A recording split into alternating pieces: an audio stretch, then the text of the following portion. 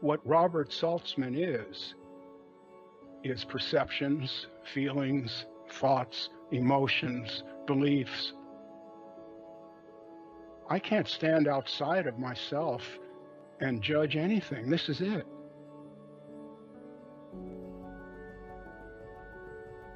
What the caterpillar calls my death, the rest of the world calls a butterfly.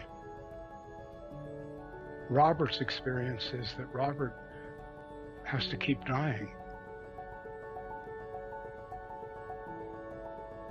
You're just distracted from seeing this thing. It's very clear.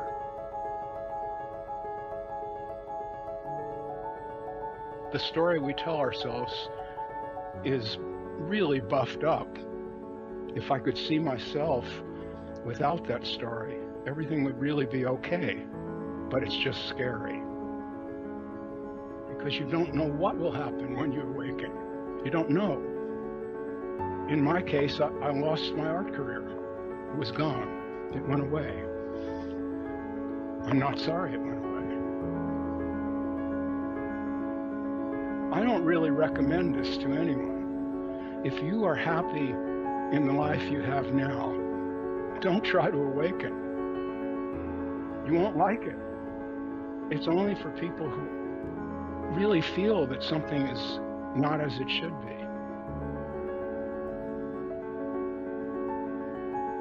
Who am I?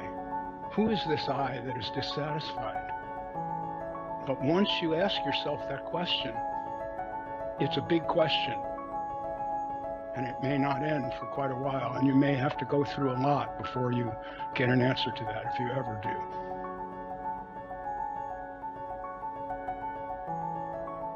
I can't make you awaken. I can manifest that, manifest it constantly. And then when you start asking me about it, I can tell you what it isn't. And then when you come to me claiming to be awake, which is what happens, I can tell you, no, you're not. This isn't it. You may think it's it. You may feel good. You may think you're better than the people around you, but that's not it. What can be known and how can it be known? That's what each human being needs to find out, assuming that that person wants to be what we're calling awake.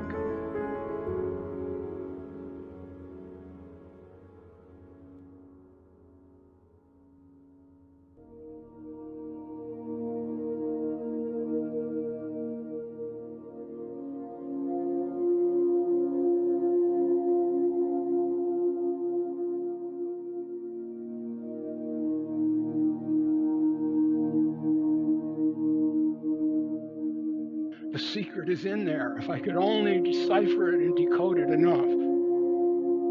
Really? You believe that?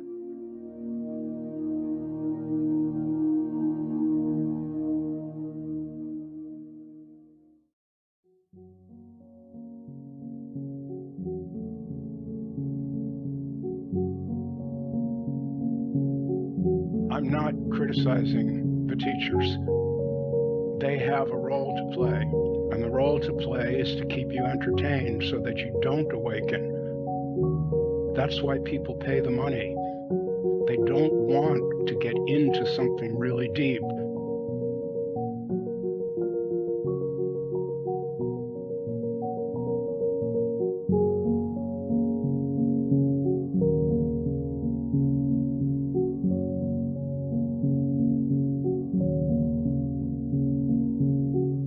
Sitting on a stage describing how blissful it is to be awake. No, it isn't.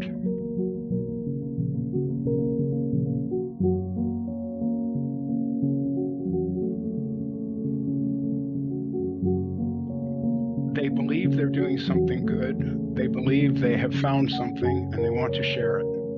And they're lying, but they're making a living.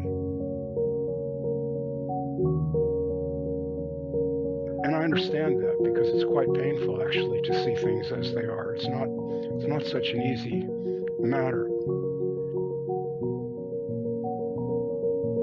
we actually don't know what any of this is. No one knows how any of this got here. None of it.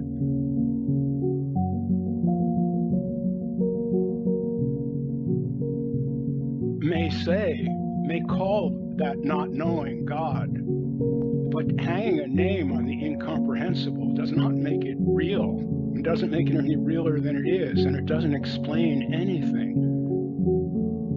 Nobody knows anything about how any of this got here, where it's going, what's it for, what it is. None of that. That's unknown.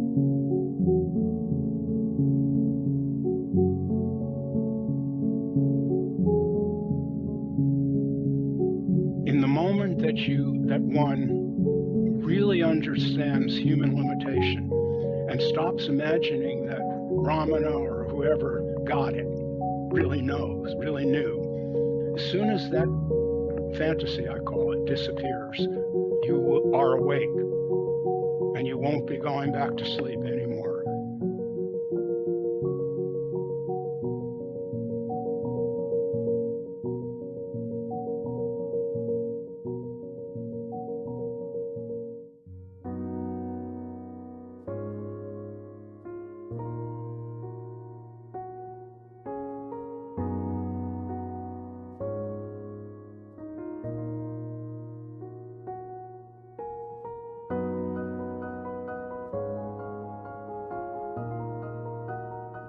A lot of people say they want to be awake, but they really don't want that. What they want to do is improve the life they have.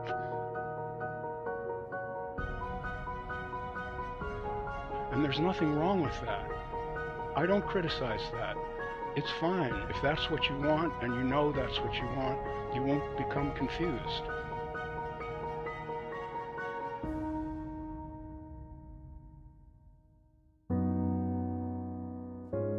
I only have one question.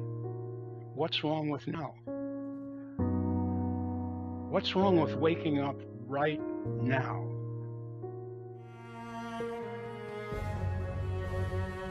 Why should I give up this one life I have? Why should I spend this life seeking when I can live?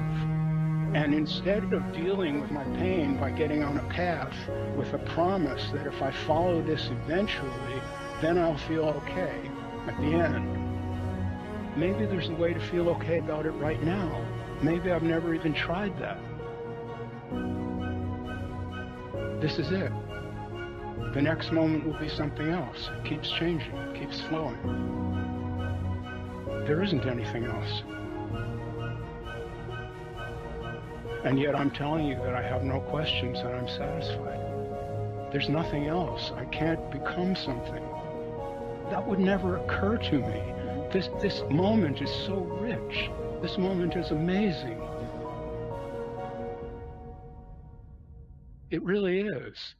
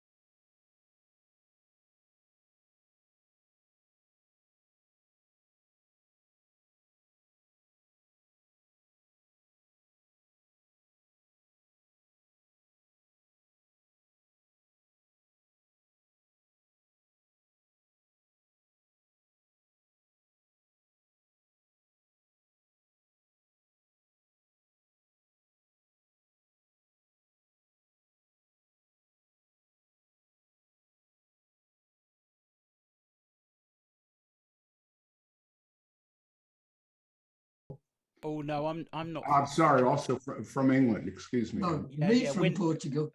Yeah, we're not in Europe anymore. Robert, I need to interrupt for a Yes, I know second. I that. apologize. The But first minute, at least your passports are the right color now. Robert, Absolutely. I need to interrupt for a minute. I apologize. The first minute of your voice didn't come through. I Okay, should we apologize. start again? Yes, please. I apologize. Okay, no worries. That was just a rehearsal. Hi, everyone. I'm Robert Saltzman, and this is meeting number 9. I'll start again.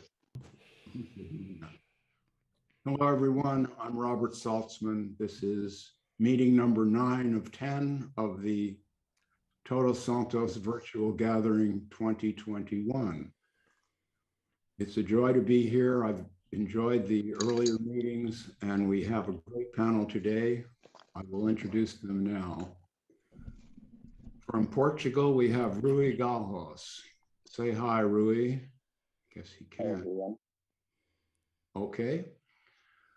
Mazmare, you're also in Portugal, yes? Yes, in the Algarve, down the south. Okay. Down in Jamaica, we have John Troy. Hi, John. Mark Harris is in England. Hello. Hi, Mark. Irene, Iscla, where are you located? It's Iscla. Iscla. Iscla. Yeah, it's hard. Everybody needs a vowel in the middle. No, es muy difícil para mí, Iscla. No? Okay. I'm in Dallas, Texas. In Dallas, Texas. Yes. Okay. Hi. Hi. Carol Francis is here. Hi, Carol.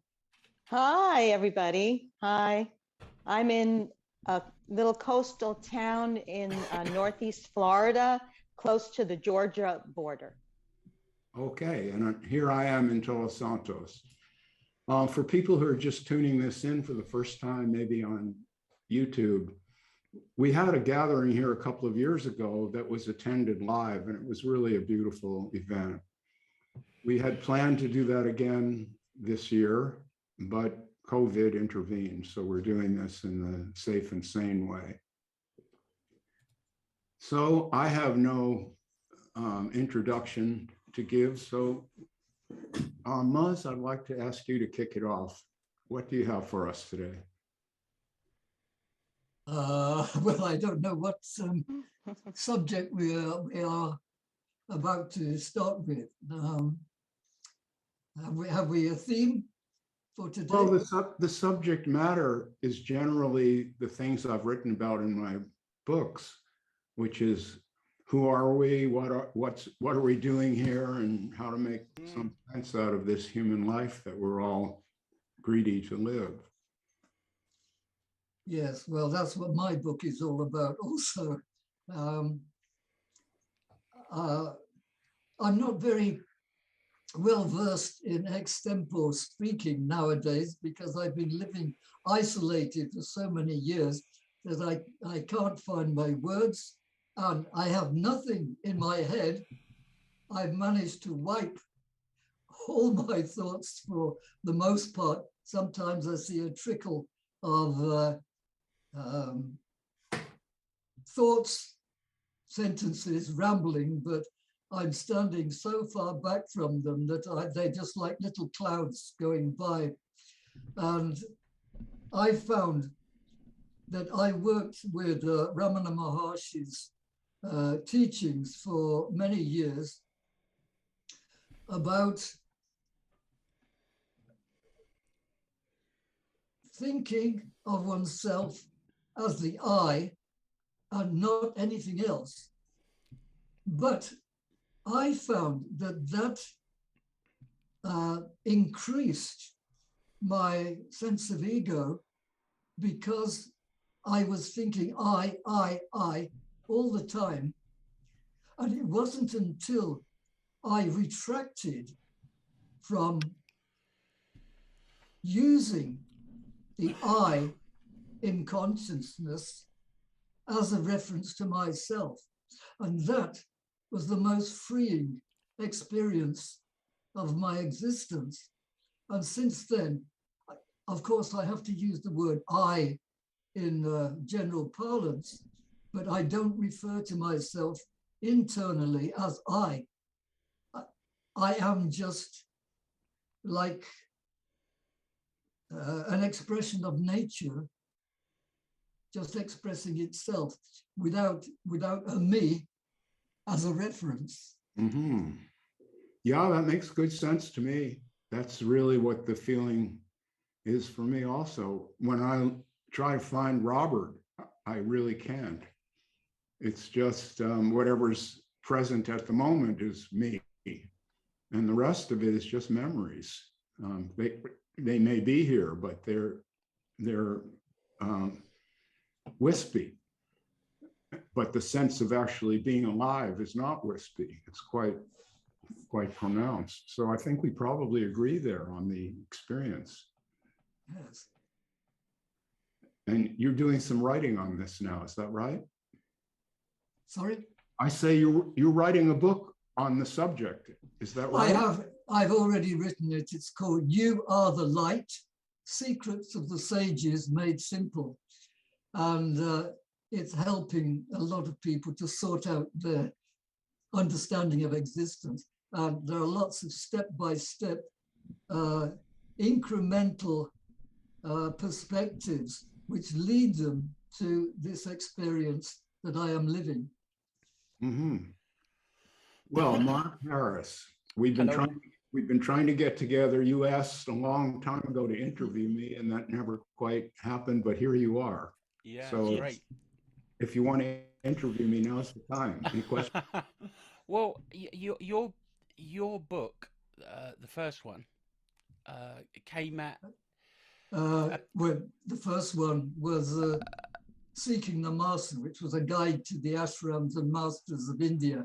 That was the Bible of India goers for 10 years before. Sorry, Mud. I was talking to Robert. Oh, sorry. No, that's all right. No, that's all right. I tell you what, in the old days, Muzz, I'd have rushed to get your book. Since Robert's first book, I've been put off of all of them type of books with a big full stop. And my history, Robert, I'm 57 now. Way back at 24, I had 18, I had a conversion experience to evangelical Christianity that ultimately led to tongue speaking and hypnotizing people so that they fell over. And well, I didn't call it that then. Looking back on it, I see that that's probably what was going on. So I went to Bible college. I ordained as a minister, pastor in a Pentecostal church, and that was going on nicely. At the same time, I had 5 children under 6.5, and family was growing. And then I was introduced to postmodern understanding, which at the time it helped me to deconstruct the narrative around the infallibility of the Word of God that led to an exploration. So all of my Christian stuff, I can still speak in tongues now, bizarrely, but all of that stuff started to morph and change, and started to study neurolinguistic programming, general semantics, all of that kind of stuff, systems thinking. And then I journeyed into Advaita and Advaita Vedanta and all that stuff, and read everything I could. And a brief period into materialism, and then back into Advaita, A Course in Miracles, Enneagram, magic with a K, anything you can imagine. And then I read your book, Robert, and I kind of recognized in myself this tendency to want to disassociate from my life, from the life as it was occurring. And I think now that's because of this kind of innate fear of the death of the personality called Mark that's kind of developed over many, many years of patterning. And I was seeking this kind of magic bullet, the next book that would give me practical steps in how I could achieve enlightenment. And your book drew me back into my body, and it's kind of like coming home to be a Homo sapien, and being okay with impermanence. Yeah. And yeah, I mean that's my journey to right now in a nutshell. Really, I work as a midwife, believe it or not, and I have done for about 27 years. And I think that the seeking is all but gone. But who knows? When Muzz mentioned his book, I thought I should write that down. So maybe it hasn't. But that's my journey to right now. Well, I would say that reading someone's book isn't necessarily a manifestation of seeking. It depends on intent, I guess, Robert. Yeah, it depends on what you're looking for in reading the book, you know. But thank you for saying that. That seems to be the general report on my books. They kind of end it. Yeah. I like hearing that because, you know, I'm not seeking anything beyond. But I do notice, though, you know, in my own kind of journey, I noticed there is a structure for fundamentalist type thinking. And the challenge that I've had over the years is just filling different things into the same structure. That's what it sounded like. All those things that you mentioned have a core in them that is built on certainty. Yeah, exactly. And that's what your book kind of pulled the rug from under my feet. Yeah. So, you know, the Headless Way, for example, you know, the experiments were very useful for me to gain access to this kind of expanded way of seeing, inverted commas, without a head. But there's still this belief that exists or existed that, oh, there is no God, but consciousness is eternal and all-knowing and, you know, personality-less. There's still a tinge of belief in that, and your book left me without any. You know, it was like Pandora's box. And, you know, some people think that hope coming out at the end is a good thing. But I think it's probably another one of the machinations that hope for me had to die as well. Yeah, well, you know, I wrote that book and submitted it to a publisher. And the publisher kept it for a long time. Got a letter back finally rejecting the book. And what it said was, I really loved your book. It's so well written.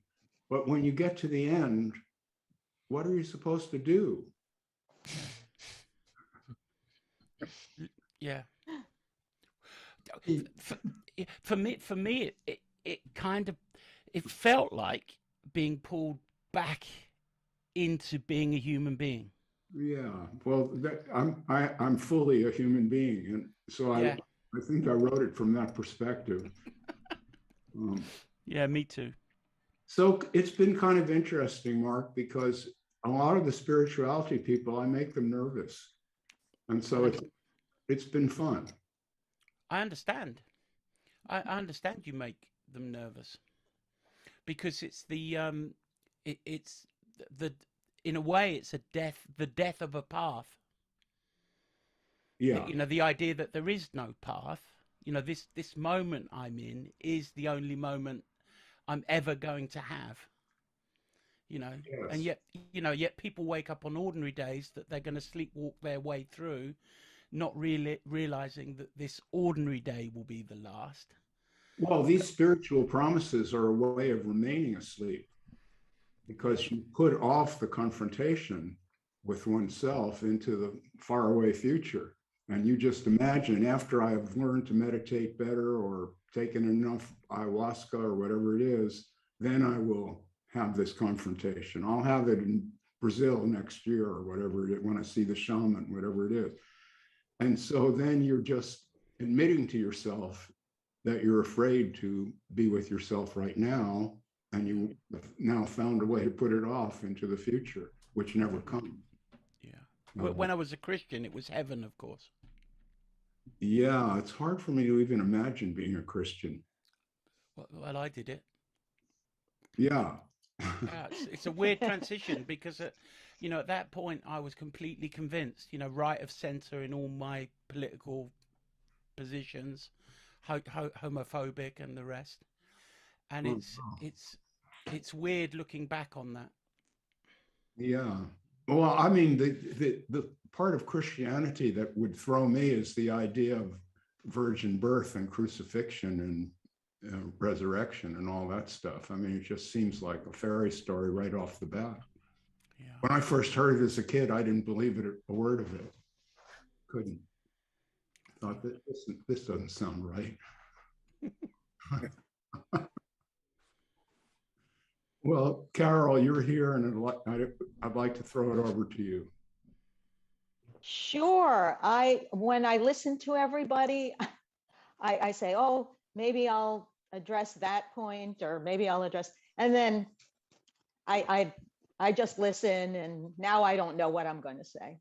But I did want to say that I feel like comedy is, it really helps with this that you were talking about in the last meeting, and to lighten things up, first of all, but also how good comedy, even generically, you know, and I don't even make any separations between mainstream stuff and spiritual things. It's all the same to me, really.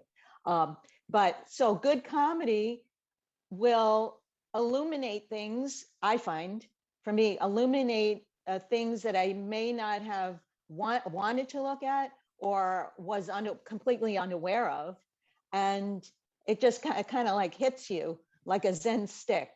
And then I heard another speaker saying that seekers can get addicted to the Zen stick, you know, the shock of, you know, getting out of the trance, right? And so it's all just so subtle, you know, like you were saying before, you know, being thrown into this position that you are, Robert, is like a personal growth thing, you know, can be seen that way. I mean, it never ends, you know, it's never ending, because at this point where I am now, the uncertainty has provided the safest harbor that I have ever known, ever, which your books helped with. It was sort of like this, like diving in. I discovered you because of your art and just interesting things that you were saying. And then you started talking about things related to non-duality. So I got into that because I had been a long time seeker. So your plain speaking unjargon, it just really made me say, that's it, that's it. The uncertainty, because I don't see how I can understand anything about anything.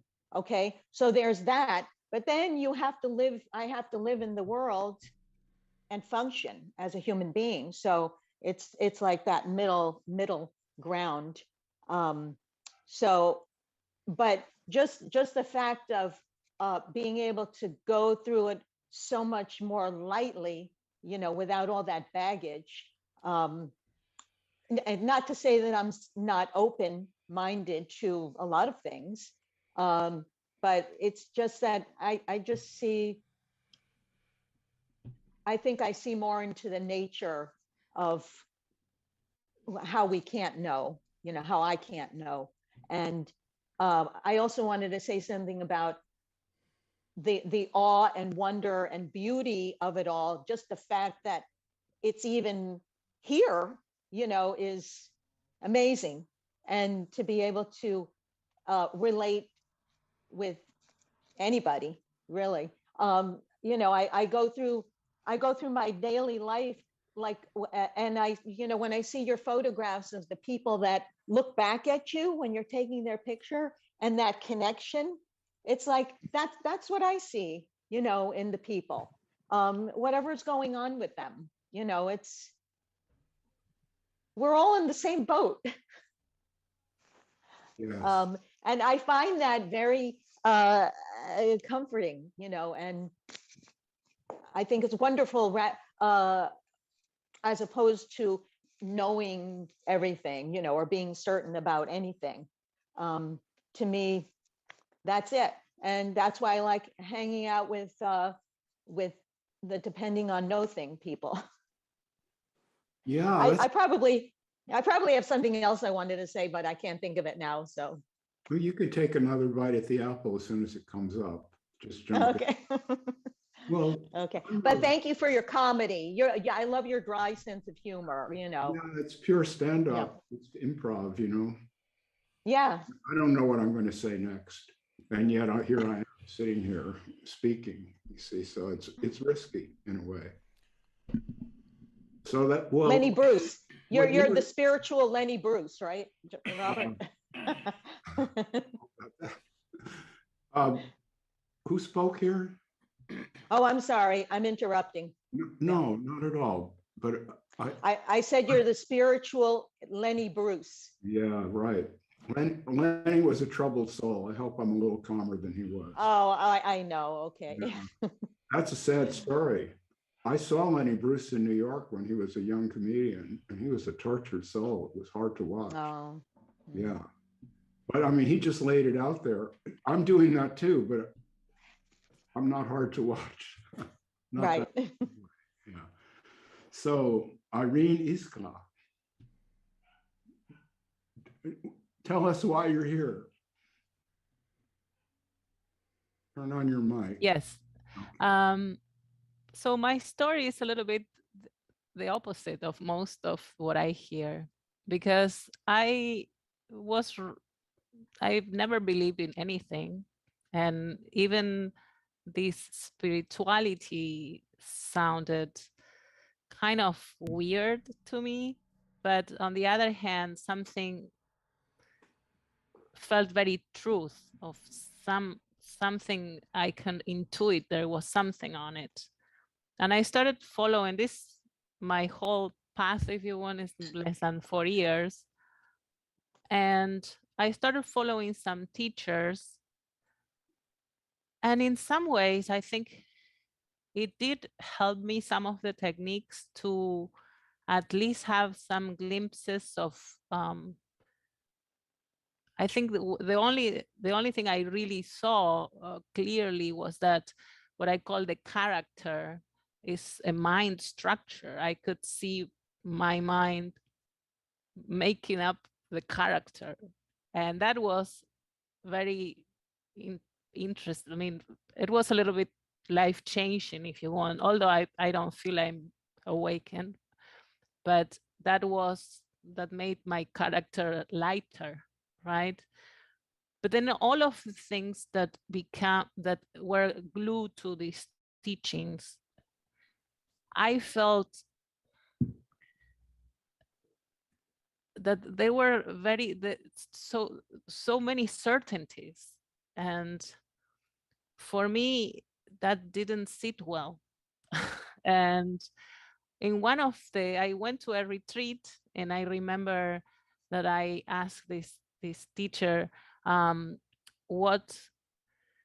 can you be certain of all of this you're saying about the universe or the nature of consciousness if you have your experience from the limiting human being? There's no way you're not a human being. And he said something about, well, you know, consciousness, all the same, right? And then he realized, and I don't doubt that he is probably very awakened, and he probably has really good intentions, but of course he gave me the same, right? And he realized I wasn't buying it. And at some point he was tired of me not buying it. He said, well, if you don't get it, then you had to question your beliefs. And Yeah. I got that, and I said, wow, okay. And then, of course, reading your book, I realized that it's not my beliefs. I mean, I think the problem is that people come through this search, and this is the question I have, because I see this. There are people that come to be awakened with different colors, if you want, right? Some people stay in their own habits, even if unhealthy, or with some of their still residual, like bad temper or things that still linger. And that doesn't mean that they're not awakened, right? Why do you think that some beliefs, because some people cannot conceive life without beliefs. I cannot conceive them with beliefs. I was raised a non-believer. So for me, those things sound all like fantasy. But if that need is there, and that it's covered some part with a name, say God or consciousness, how is that different from somebody that has like some personality residues of like bad behaviors or even depression? Or that's my question. Well, you know, that's such a deep question, Irene. I'll try to approach something a little easier. That's a very thorny question that probably you'd have to write a book about that. What I heard in your story was very interesting to me, because I've been a non-believer since childhood myself. And that's why it's easy for me really to see how delusional religion seems to be. Seems that way to me, that it's a shared delusion that people whip up, they get into a group, and now we all believe this, and if you don't, well, then you don't get to come to the picnic or whatever it is. And that's how these cults kind of form around an idea, where it's not the idea itself that's really attractive, it's the social aspects of it. People are attracted to that, and I get that.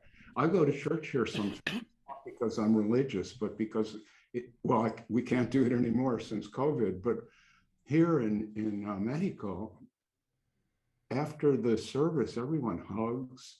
It's very sweet. It's beautiful. And you know, the priest comes out and in the street and he's meeting everyone. It's really a beautiful thing. It's nothing wrong with it, really, socially. Okay, but I couldn't participate in that. So now I'd like to go back to what I heard in your story. You said that you'd had this certain understanding of myself as a character. But I saw that while trying to quiet my mind. I think at some point, while the thoughts were a little less, then when they came, I could observe them.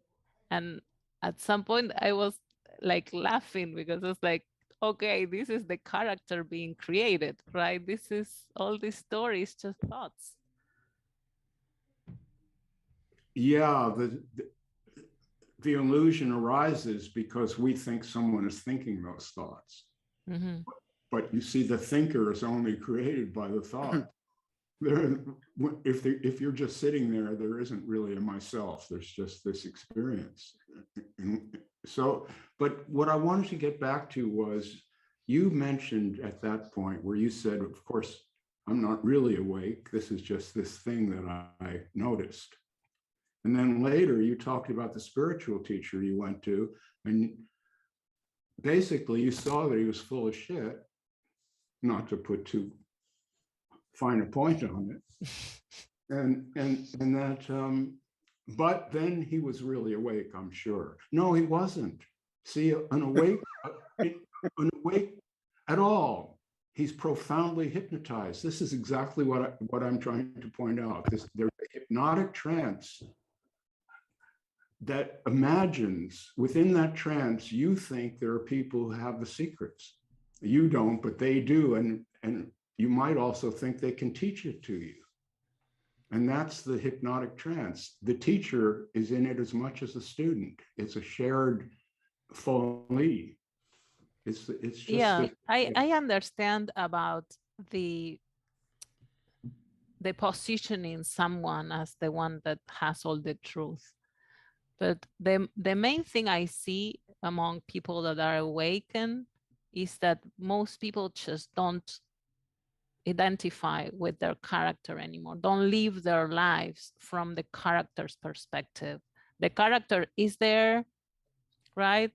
But you don't feel like it, you're doing it. But I call myself awake, and that's not my experience. My experience is that the character is here and it's real. It's in this world interacting. Right now, we're both in character, are we not? No, I see that, but maybe this is very much a misunderstanding of my part, but there is not such I feel like the shift that a lot of people talk about means more that it's not that you're experience your life from the I. It's more like that is part of all of it, but you're not constantly identify from this doer. Is that not a... Yeah, that's part of it. Okay. But it was talking about earlier when he talked about dissociation, how when you get into one of these programs of trying to, it's self-improvement. I'm going to become compassionate and not think about Robert anymore. I will love the world and all this. That can become the character. That can become the character. And it's not a character because it's, whenever you're in that role, you are signaling your own virtue to the world. And it can become extremely addictive and hypnotic. What I have tried to lay out is in my own, I'm not teaching this or telling you to accept it. I'm just describing my own intersection with Robert Saltzman, you know, and all of that. I find that when you realize how powerless you really are to choose and decide and improve and fix anything, then you naturally see that everyone else is in the same boat and you don't create compassion. That is compassion. Yeah. It's not like there's a Robert who's being compassionate. There's a compassionate understanding that we're all in the same boat and we're all injured and we're all somehow feel we're a bit off and need to straighten it out somehow. It could be small, it could be big. The people who are less conscious of that are more profoundly what I call asleep, like a Donald Trump. The guy's paralyzed. He's completely hypnotized entirely. Nothing that I'm saying would get through that guy at all, or anything that you have said. He wouldn't understand it, any of it, right? Yeah. So to me, awake is you're awake. It's not, there's not levels. You either get it or you don't. If you get it, you see what this is. We're all animals here and we need to get along to survive, and can be really difficult, and there's violence and money, and you know, we're all in that world. To me, the awakened person simply is aware of that and doesn't get hung up in it. You just realize that has to play out. I'm going to try to avoid any physical harm coming to me from these people with guns and everything. So we got a lot of those. And I'll try to not get in any scrapes if I can avoid it, and just live my life and be sweet. That's awake. To me, that is awake. Okay. Then you are not in the hypnotic trance. You're an awakened human being. Yeah. I think this other thing has arisen because these great traditions have the idea that there's some heaven or God that you arrive at. And if someone calls that God consciousness, it's the same bullshit. Yeah. It means means that there's something that you aren't now, but once you realize that, then you'll be awake.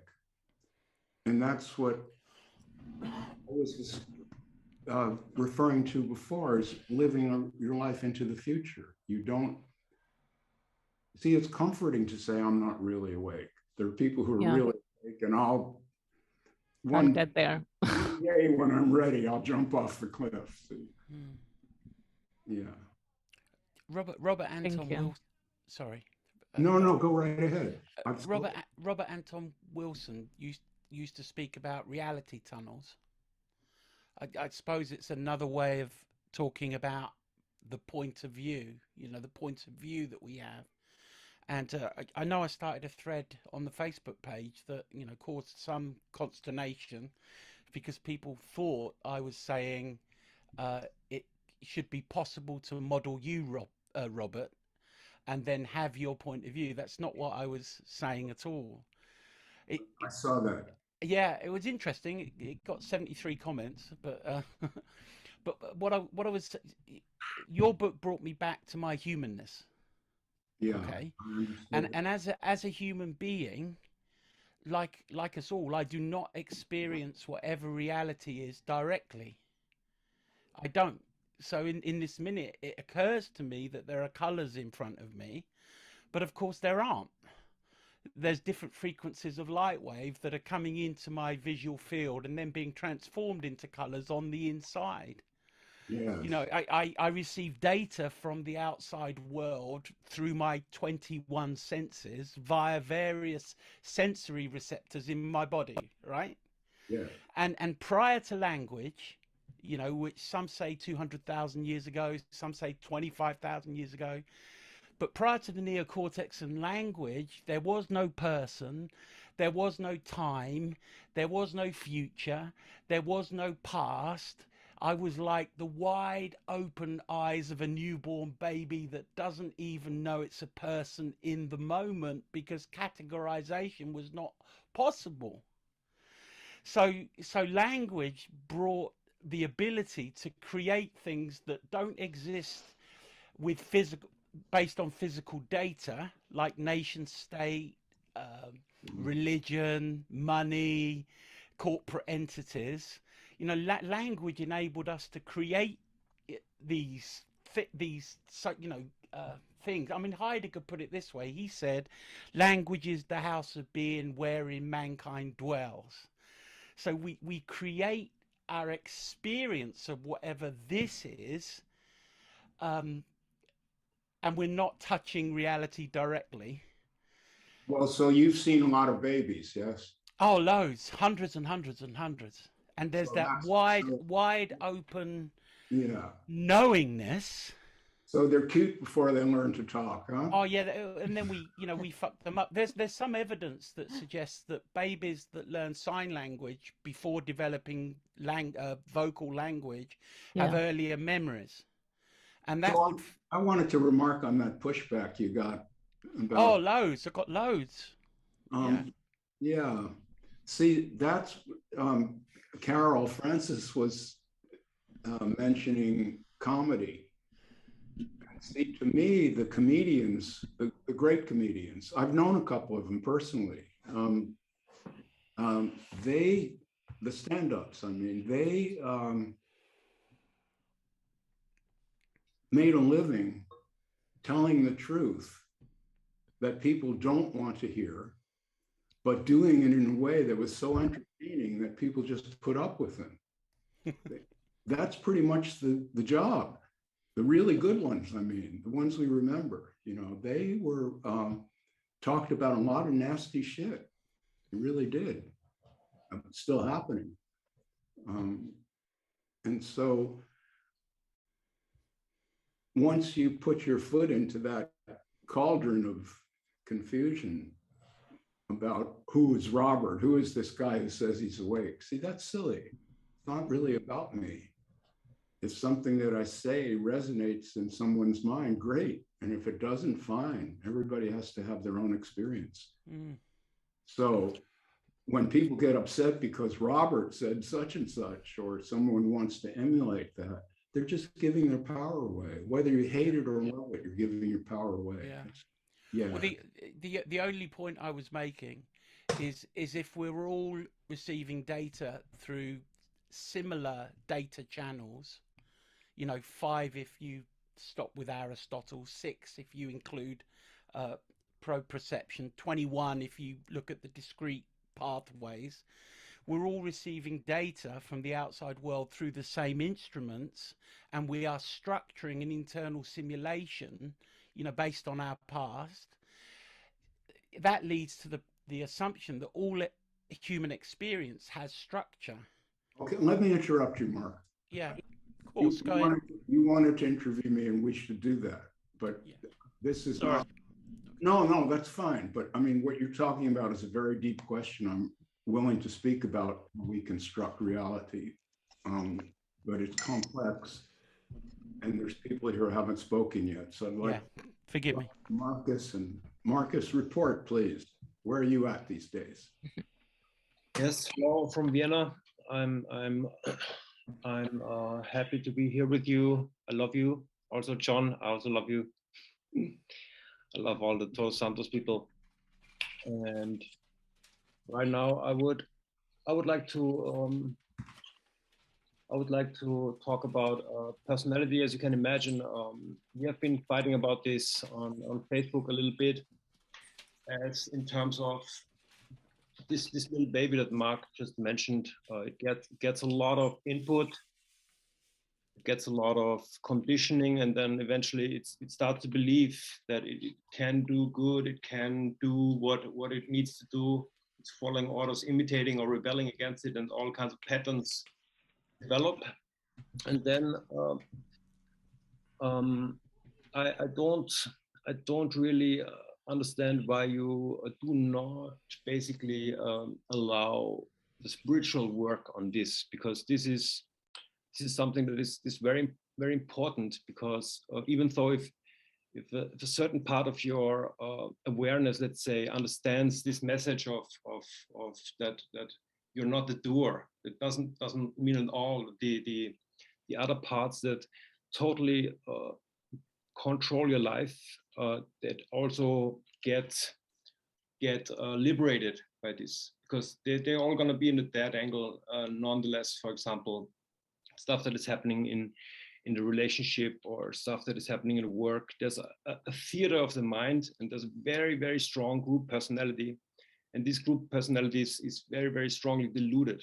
And I do say it takes a lot of effort, it takes a lot of inquiry to actually find how these belief patterns, how these negative repetitive emotions, they actually have a hold on life. And I think it's not really a good idea to call off the search when you consider that. So what is it that you're asking exactly? I almost got it tuned in, but not quite. Yeah, I'm saying that within consciousness, there's a structure arising. I like it how you described it in your dream about the structure on the cliff that then collapsed. And this structure, it has a lot of connections to everything. And I'm saying it is necessary to do the inquiry. It's not really working to say, hey, this is all you got. You got some negative emotions, you got some negative stuff going on here, you got some anger, you got some jealousy. I'm saying it's not great to suggest that as a shortcut. Oh, I see. Okay.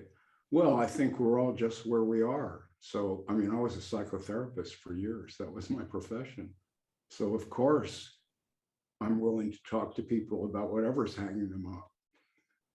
What I'm saying in my books is not intended to be psychotherapy or to be a way of dealing with personal conflicts. My message, I did that professionally for years, and it's very helpful if you need it. There's nothing wrong with it. I've never said that. But what I'm expressing now is something entirely different.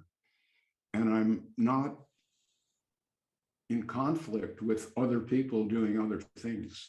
It may seem that way because some ground has to be cleared so that I can say what I'm saying. So I've like when Irene and I were talking before, I said to her, there's some confusion here. This guy you said is awake is not awake. An awake person would never answer your question that way, Irene. When you said, aren't you just human? How do you know this? What I would say, and I call myself awake, is, you're right. We're all just here. I have no inside track. Yeah. That's awake. Not I'm the authority, and the only reason you don't understand me is you're fucking up. That's horrible. Think about what the fuck? What kind of message is that? This is your fault if I can't explain it to you? Yeah. Ridiculous. See, and I feel passionate I about understand. it. We have to tell these idiots who sit there on the stage like, oh, I'm so wonderful. Tell them to fuck off. It was very interesting to look at the, because this question came up and I shared this in breakfast. There was a retreat and everybody was like, well, that is an amazing question. And then after the reply, everybody looked at me like I was poisoned. Like, how did you get that? I mean, what's your belief, right? I mean, okay, so let me get back to Markus here. But that's right. Sorry. Yeah. No, not at all. This is a conversation. There's no, okay. Markus, I want to answer your question. What I am trying to point out is not relevant to someone's personal psychological search. That has to be done in detail. You have to discuss that with someone who is willing and able to understand you on the personality level and work with it. There's an art to that. It's useful. It's like a medical intervention. If you have a headache or whatever, you go to the doctor and try to do something about it. And this is true about personality conflicts, no doubt. But I'm saying something, I'm speaking about a different part of the experience.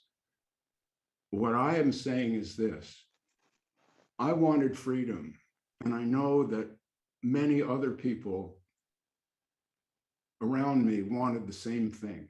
We had different ways of going about it, different ways of searching for it, different definitions of what that might be. But what we really all want is to be okay. We want to have moments that are satisfying to us and make us feel alive. And the rest of the time, because it can't all be peak experiences, in between, we just want to be okay. Not feel paranoid or anxious or angry or whatever it is. We want that. And what I'm pointing out is there's this whole profit-making world that's called spirituality that offers apparent answers to those problems, but they aren't real answers. They require your belief in something. And as long as you need to believe in anything to be all right, you are a slave. That's my message. It's as simple as that. You have to cast out all belief, and your own experience will speak to you moment by moment. And that is freedom. You're free because you don't have to believe anything. The problem with belief is there'll always be a residual doubt. If you're a person of faith, you'll have what do they call it? A dark night of the soul. See, it's unavoidable. As long as you believe something, you'll end up having to defend that belief because there'll be this little niggling voice in the back of your mind saying, Robert, maybe, let's see, what would Robert have believed long ago? Maybe numerology has something to say about what's going on here. Well, it fucking doesn't. I mean, come on. So we have to get over these things. See, and that's all I'm saying, Markus. Not that someone who feels conflict should listen to Robert and just be happy. I mean, it doesn't work that way. I'm going to repeat this because I said it yesterday and the day before, and it's such a good metaphor in my understanding. no one can come to your game piece over here on the Monopoly board where you are and pick it up and just move it ahead to a better square on the board without the intervening suffering. They can't. The suffering is the happening. That's how you get that wisdom. That's how you get this freedom. You see that the other way isn't working.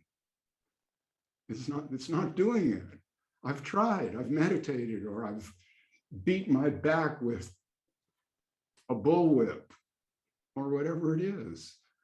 And you get to the point where it has not helped. And you say, well, what else can I do? Well, at this point, I'm going to turn it over to Jean Troy because he has a phrase for this about seeking.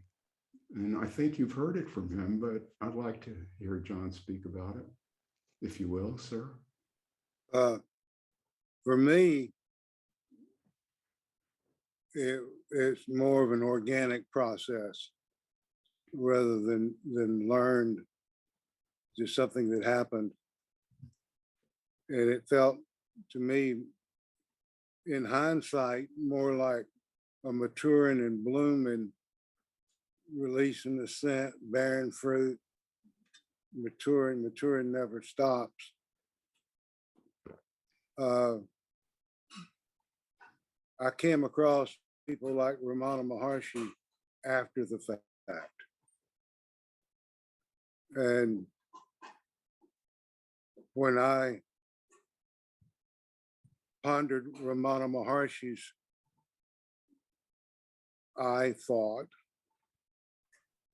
going back to Muzz's opening statement about pursuing the I thought, what happened with me is that the I thought lost the promise of existence. It didn't disappear, it just lost the exclusivity of sentience. And it was like a tsunami of the whole universe rushing in experientially and living me, not from where I was, the contrivance fell away. And what Ramana Maharshi referred to as I, a seamless sentience, emerged. It didn't negate the I thought.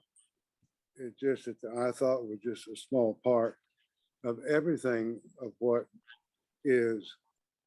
And I've enjoyed the synchronicity from that, my life, and things have unfolded in a way.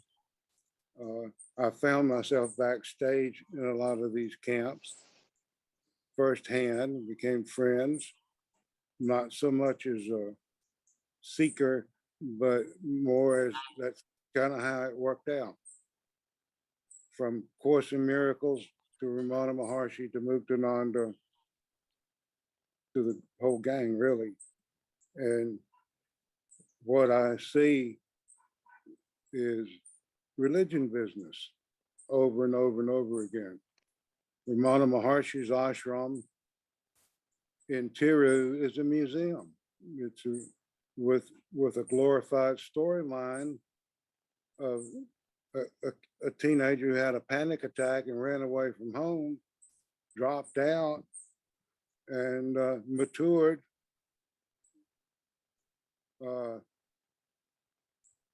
Repose came to him so he could be at peace in the stillness and be with himself, which I see as a part of maturing. And a yogi came along, put the name on him and glorified him. And then the family started glorifying the storyline. Now they're trying to make a messiah out of a simple man with common sense. And what I hear is a lot of wit. I mean, he enjoyed comedy and wit. He watched Charlie Chaplin, not another guru. And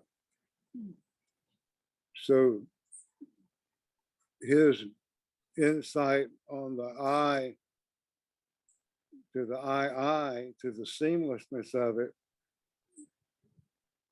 I affirm that.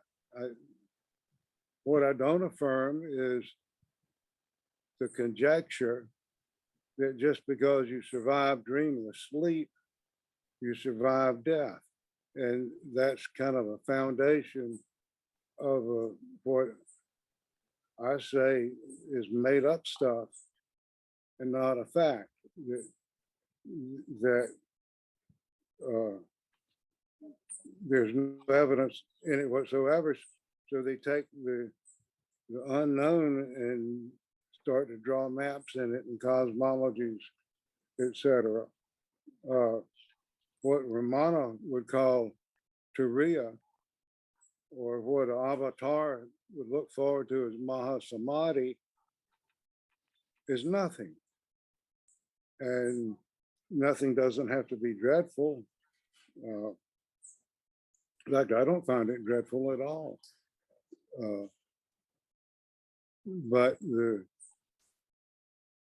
priest caste that has developed in Ramana Maharshi's wake is making a religion out of something really simple.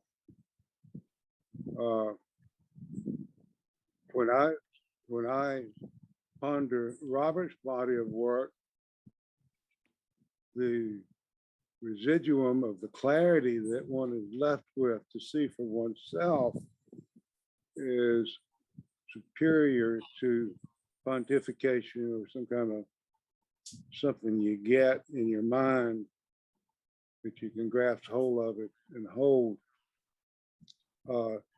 When I read the work of Nisargadatta or Ramana Maharshi, I've got to filter out a lot of Hindu superstition,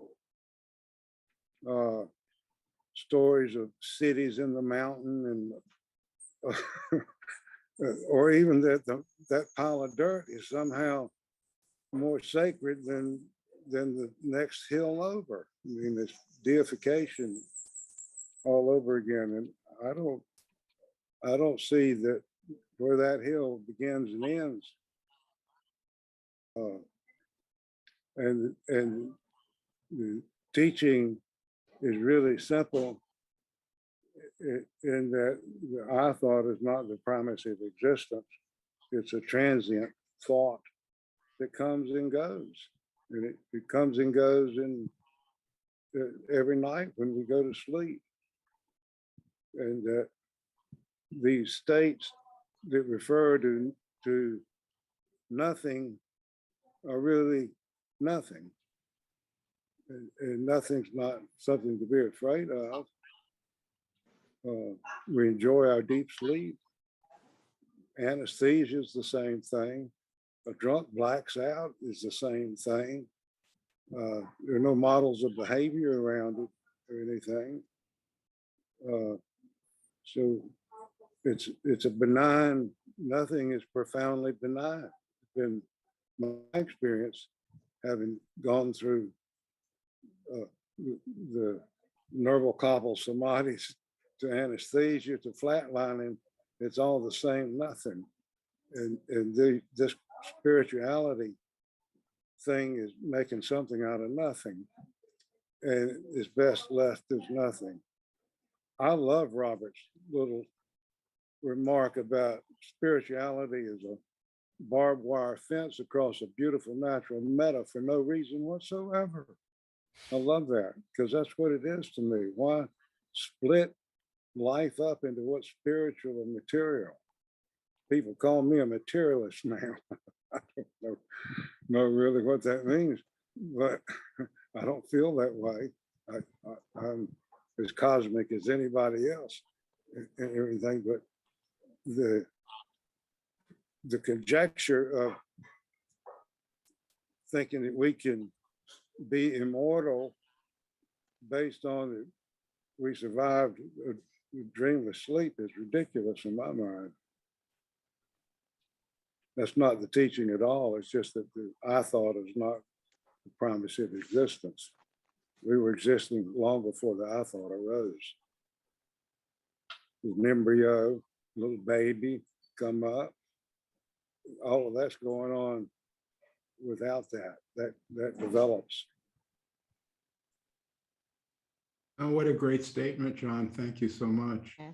Markus, while I was listening to John, I was just reflecting back on what you and I were talking about, and in the light of what John was saying. It's a good perspective on it. It's not about transcending something because that thing isn't really there. You can't transcend something that doesn't really exist. This myself that everyone's trying to get over is a pastiche. It's a concatenation. It's a coming together of different threads coming from everywhere and felt all through the body, in the gut, in the feet, in your heart.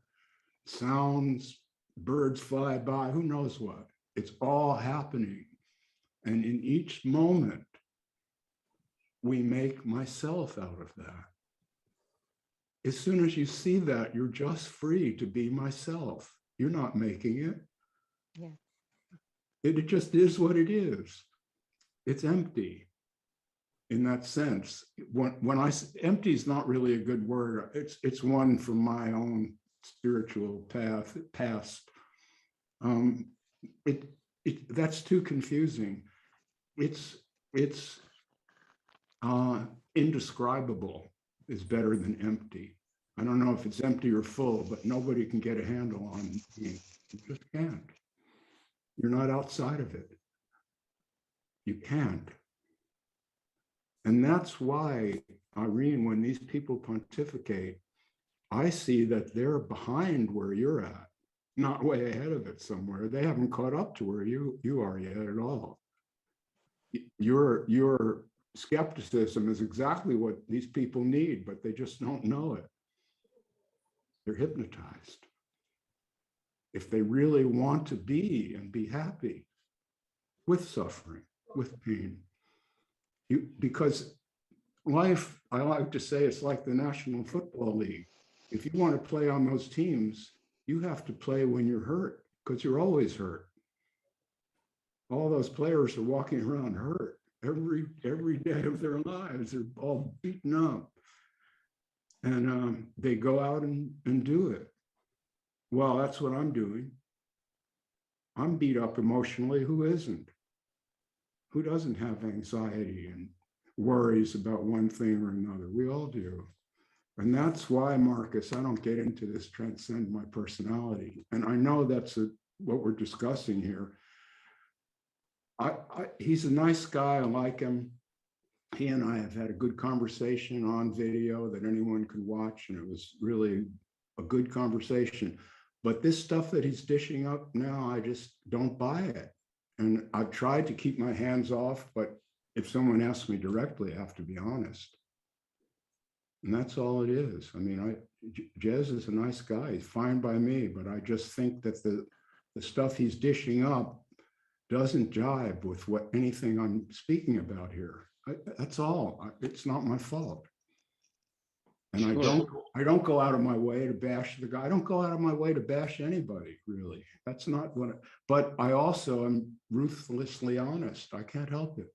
So if someone asks me a direct question, you're going to get a direct answer. That's all. I don't beat around the bush ever.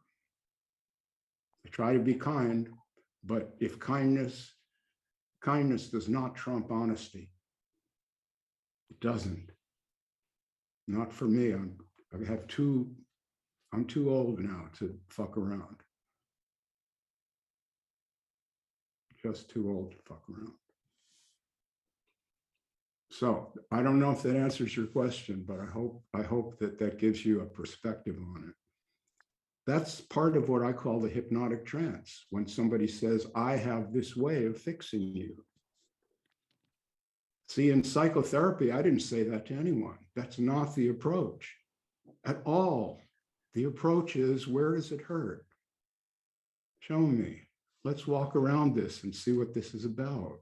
Not, I've got this method, you come to me and I'll just fix you, just get a wrench on you and adjust it or something. Fuck that. I really mean this. my therapy teachers were beautiful people. It wasn't just this factual stuff. They were all they gave this to me.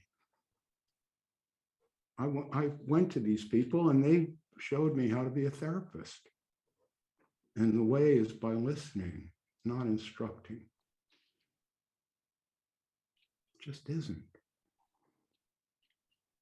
When you instruct someone on how to live, you're stealing from that person. You're stealing their birthright from them.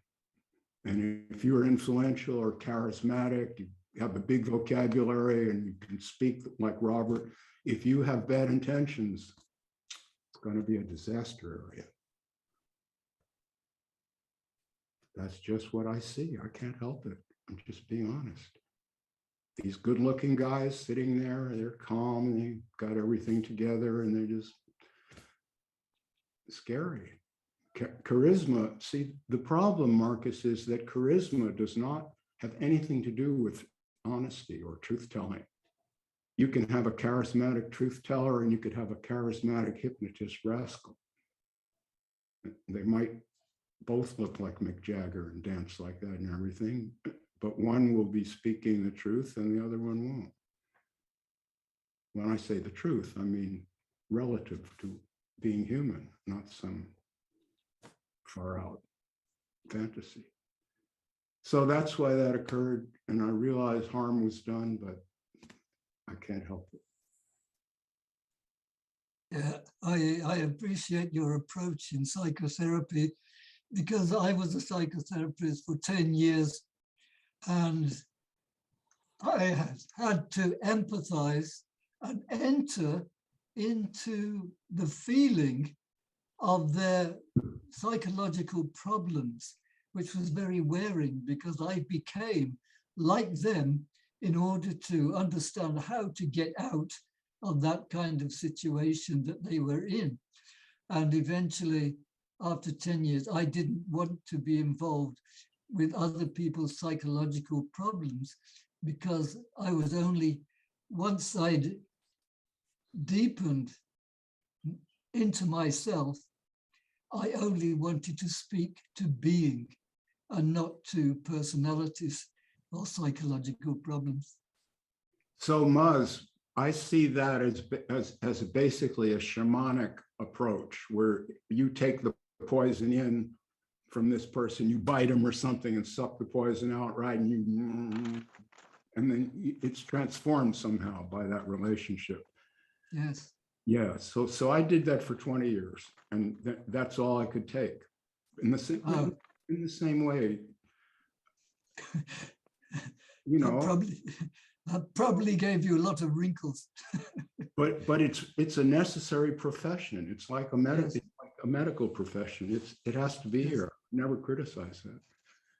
But yeah, so you see, Markus, that's why when I see Muzz and I both understand exactly what we're talking about, which is good therapy is not about, you have to enter deeply into someone's dilemma.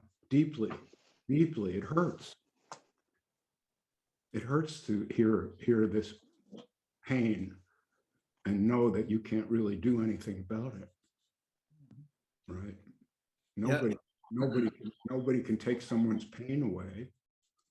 It doesn't work that way. It doesn't exist. I don't fully understand how it is perfectly fine to make psychotherapy and to be a therapist for years. And at the same time, it's a complete no-no to make any spiritual efforts. So this is actually a separation of the mind. It doesn't make any sense, and it's throwing out the baby with the bathwater when you say that there's no idea, no information at all as to where the identification of personality is stuck, and that there's nothing you can do. I think Markus, what do you mean by spiritual? You have to define. Sure. As we were talking, therapy is basically working for the personality, and spiritual is basically beyond personality. So there's not that's you're begging the question. In other words, the way you ask the question assumes that there's something beyond psychology.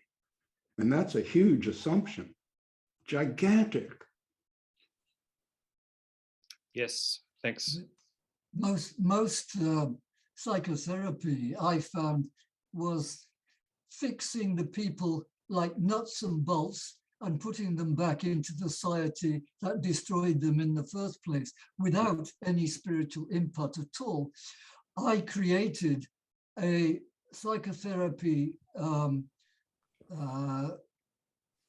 foundation in London called the Open Center, where we developed spiritualized psychotherapy, so that we worked on the psychological problems, but infused them with a spiritual, if you like, input by one's own experiential radiation. So let me ask you, Muz, on the word spiritual, which you just uttered.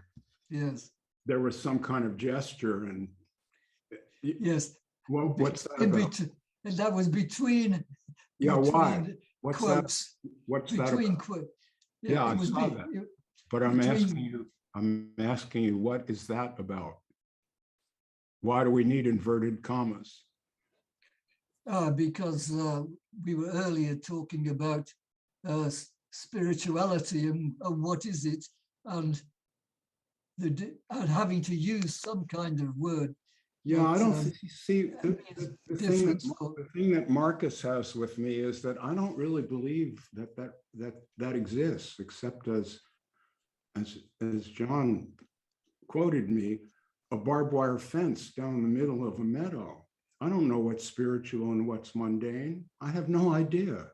I have no definition for it. I don't know what spirituality is. I don't believe in it. I just believe, not even belief. This is what I have nothing. Here I am. I don't know what any of this is, and I'm never going to. That's what Trump called, you've fallen out of an airplane with no parachute. Yeah. That's the bad news. The bad news is you've fallen out of the airplane. You have nothing to cling to at all, and you have no parachute. And then he says, but there's good news. The good news is there's no ground. Yeah. Now that's exactly where I'm at, Markus. So it's not a reflection on anyone else, but that's just where it is. The shift that I've experienced, Robert, is the shift from an energy that seems to be focused on escaping something, and that was linked with all things spiritual. But if, as Markus says, spirituality is a point of view above the personality, well then I can embrace spirituality in that sense, but not with any sense of escaping anything. Yeah. Do you know, if we're saying, like Markus just said, spirituality is the prospect of having a point of view beyond a contracted person, well then I can embrace spirituality in that sense.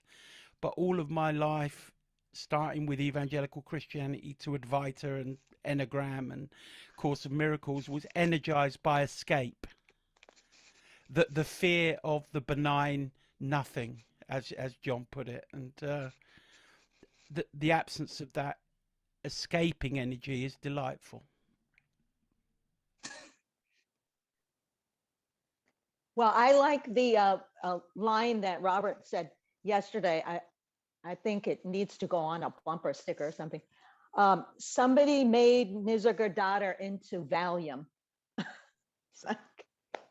Did anybody hear that at the last meeting? Yeah, thank you for that, Carol, because that fits right in here. What I was saying was, nobody knows anything about Nisargadatta. What we have is some books that purport to be translations of notes that were taken while he was speaking. I think there's a couple of videos that are not of high grade quality. He's not here to answer any questions, so anyone can say anything.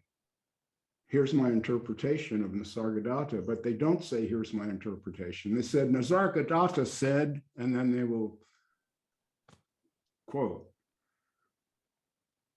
They may be using it all the wrong way, but Nisargadatta is not here to get him by the scruff of the neck and shake him or something.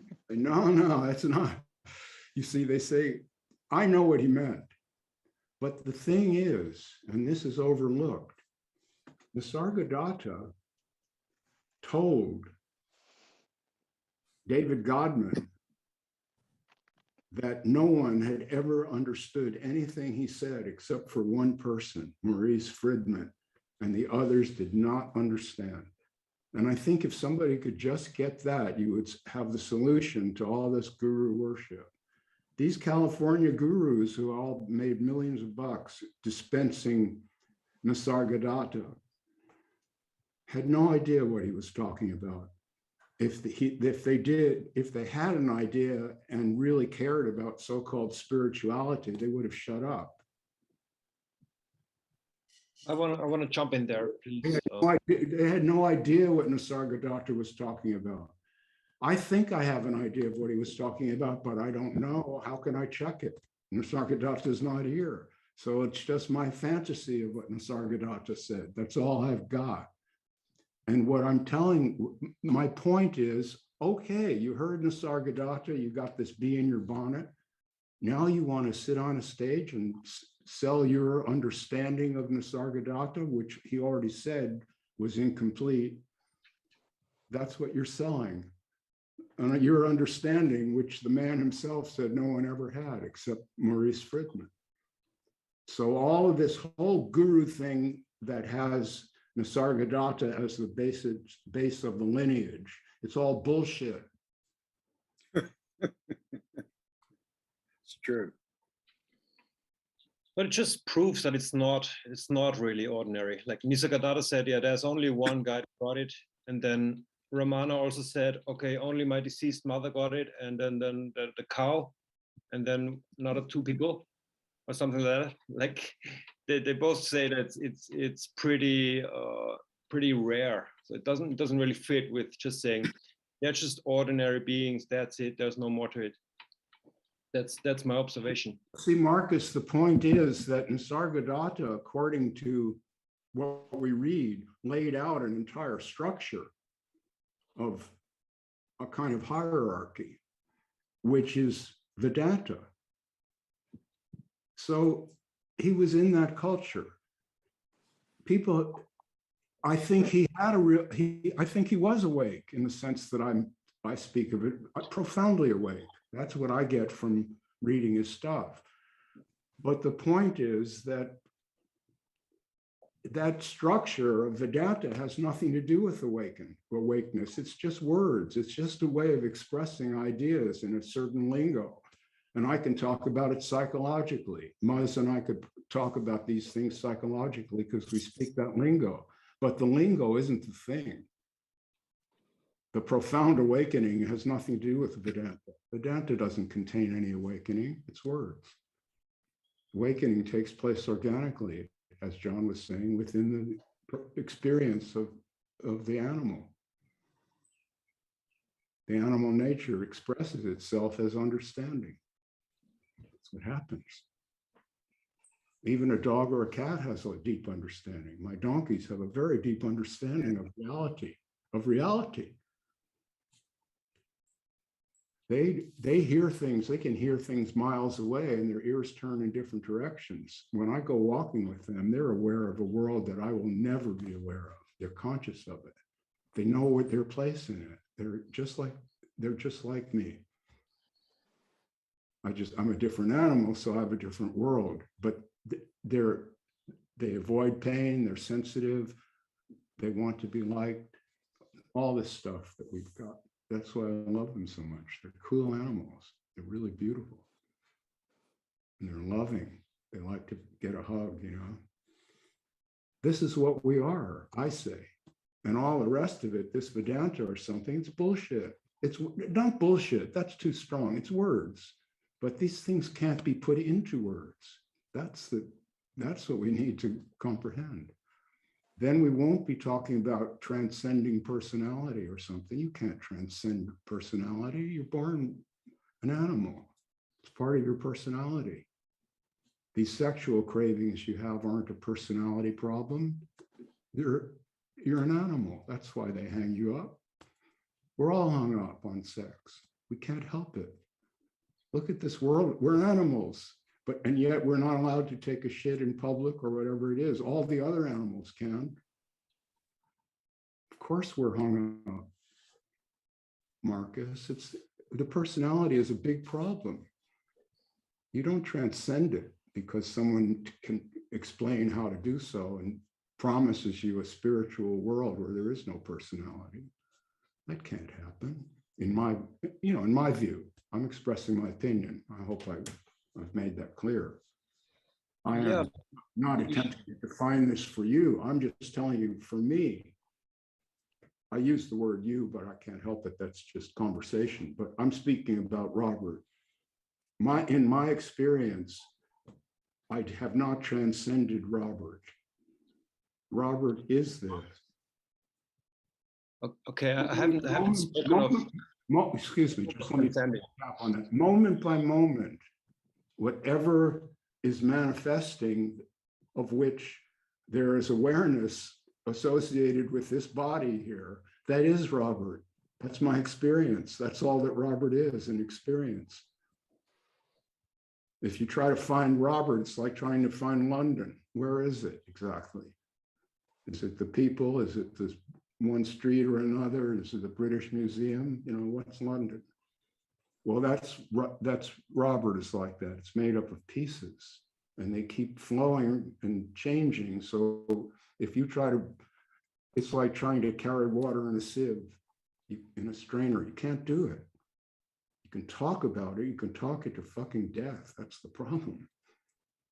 And eventually some of these people hear themselves and they shut up. But a lot of them don't. I'm sorry to speak so frankly, but as I say, I'm 76 years old. If not now, when?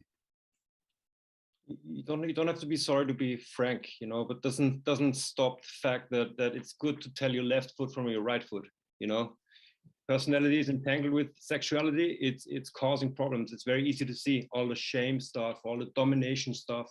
This is like, it's not rocket science, It's not about saying like I can say nothing about all this. This is the total mystery. That's just not true. It's very simple to see where personality just try to hijack the experience.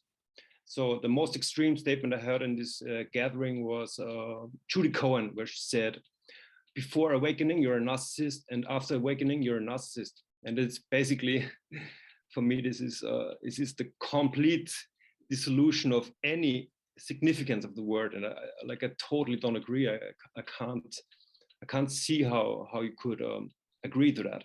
Did you disagree with Judy? Is that, I'm trying to understand what you're saying. You thought when she said before awakening you're a narcissist, after awakening you're a narcissist, you agree or disagree?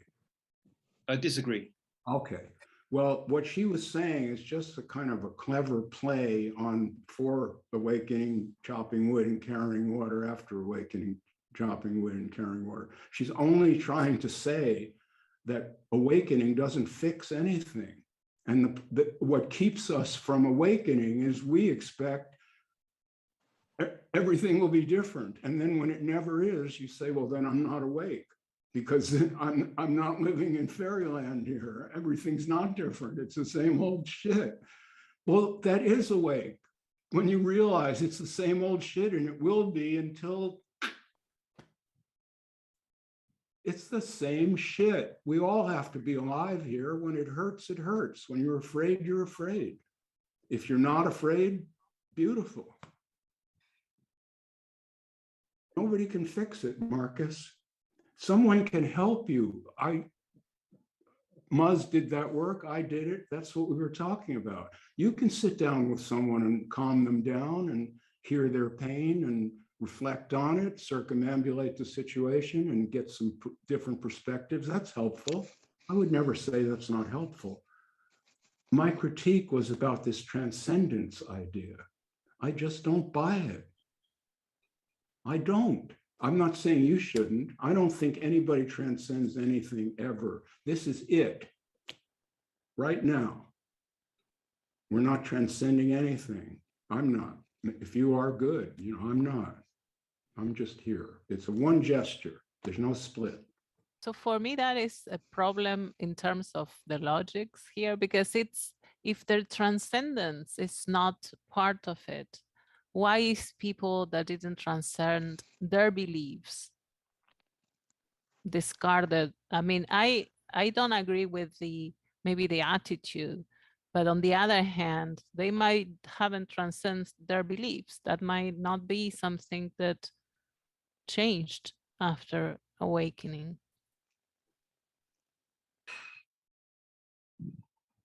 I'm not clear on what you meant by that, Irene. Could you say it in another way? That when I said that I thought some of these teachers might be awake, even if they are entangled in these beliefs. That question. Okay, And now I understand. This is what we were talking about before. And then I understand the attitude, but the fact is that sometimes that could be an egoic or like bad, like, I don't know, it could be a problem. I understand why it's problematic, but why would you say it's problematic? I think in my opinion, the problematic is that they are trying to tell you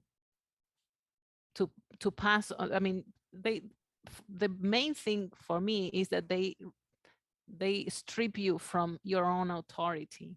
Exactly. Right. That's so what that will be my problem with that. But on the other hand, I am trying to think about, if you do not transcend a lot of the things, like, of course, the humanity is not being transcended, but for some people, beliefs are part of their humanity.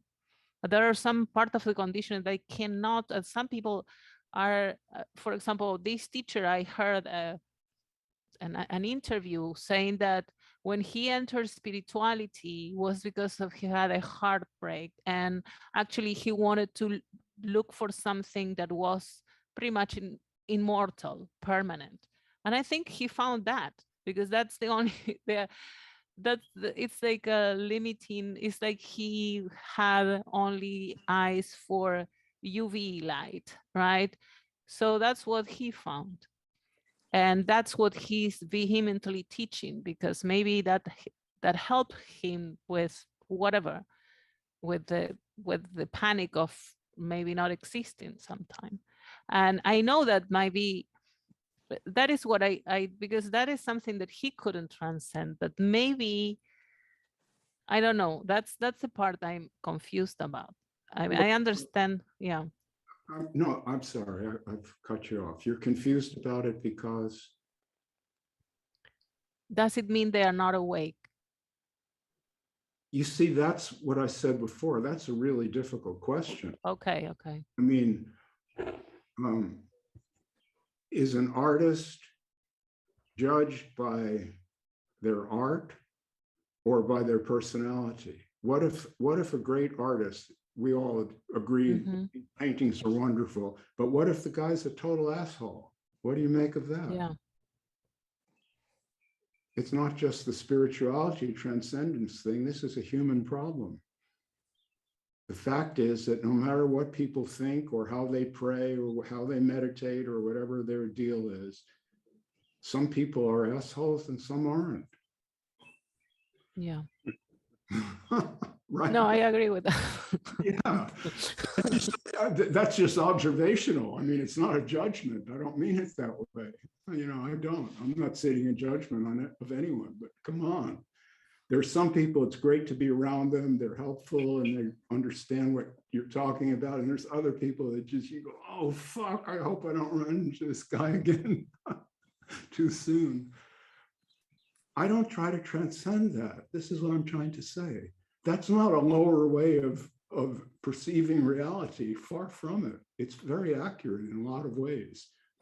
And when I talk about freedom, I just mean that I'm free to be stupid. I'm free to be Robert. There is no more striving for some transcendence in some idea or belief. You see, I agree with you. If this guy had a heartbreak and he decided, you never want to chase any skirts again, that doesn't lead anywhere good. I'm going to chase God instead.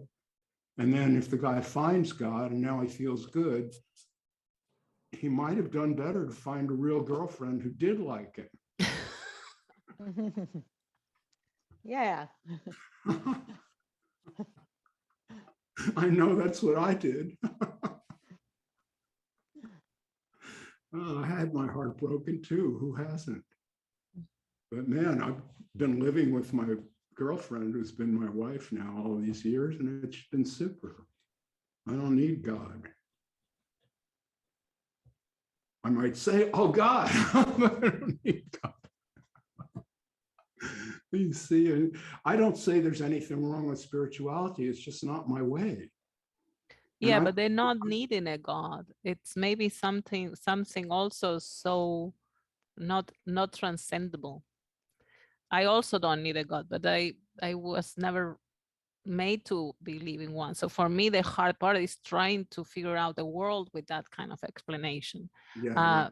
But some people lived in a completely different environment with such a, it's like, I don't know, that might be very, very difficult also to transcend, even if they actually have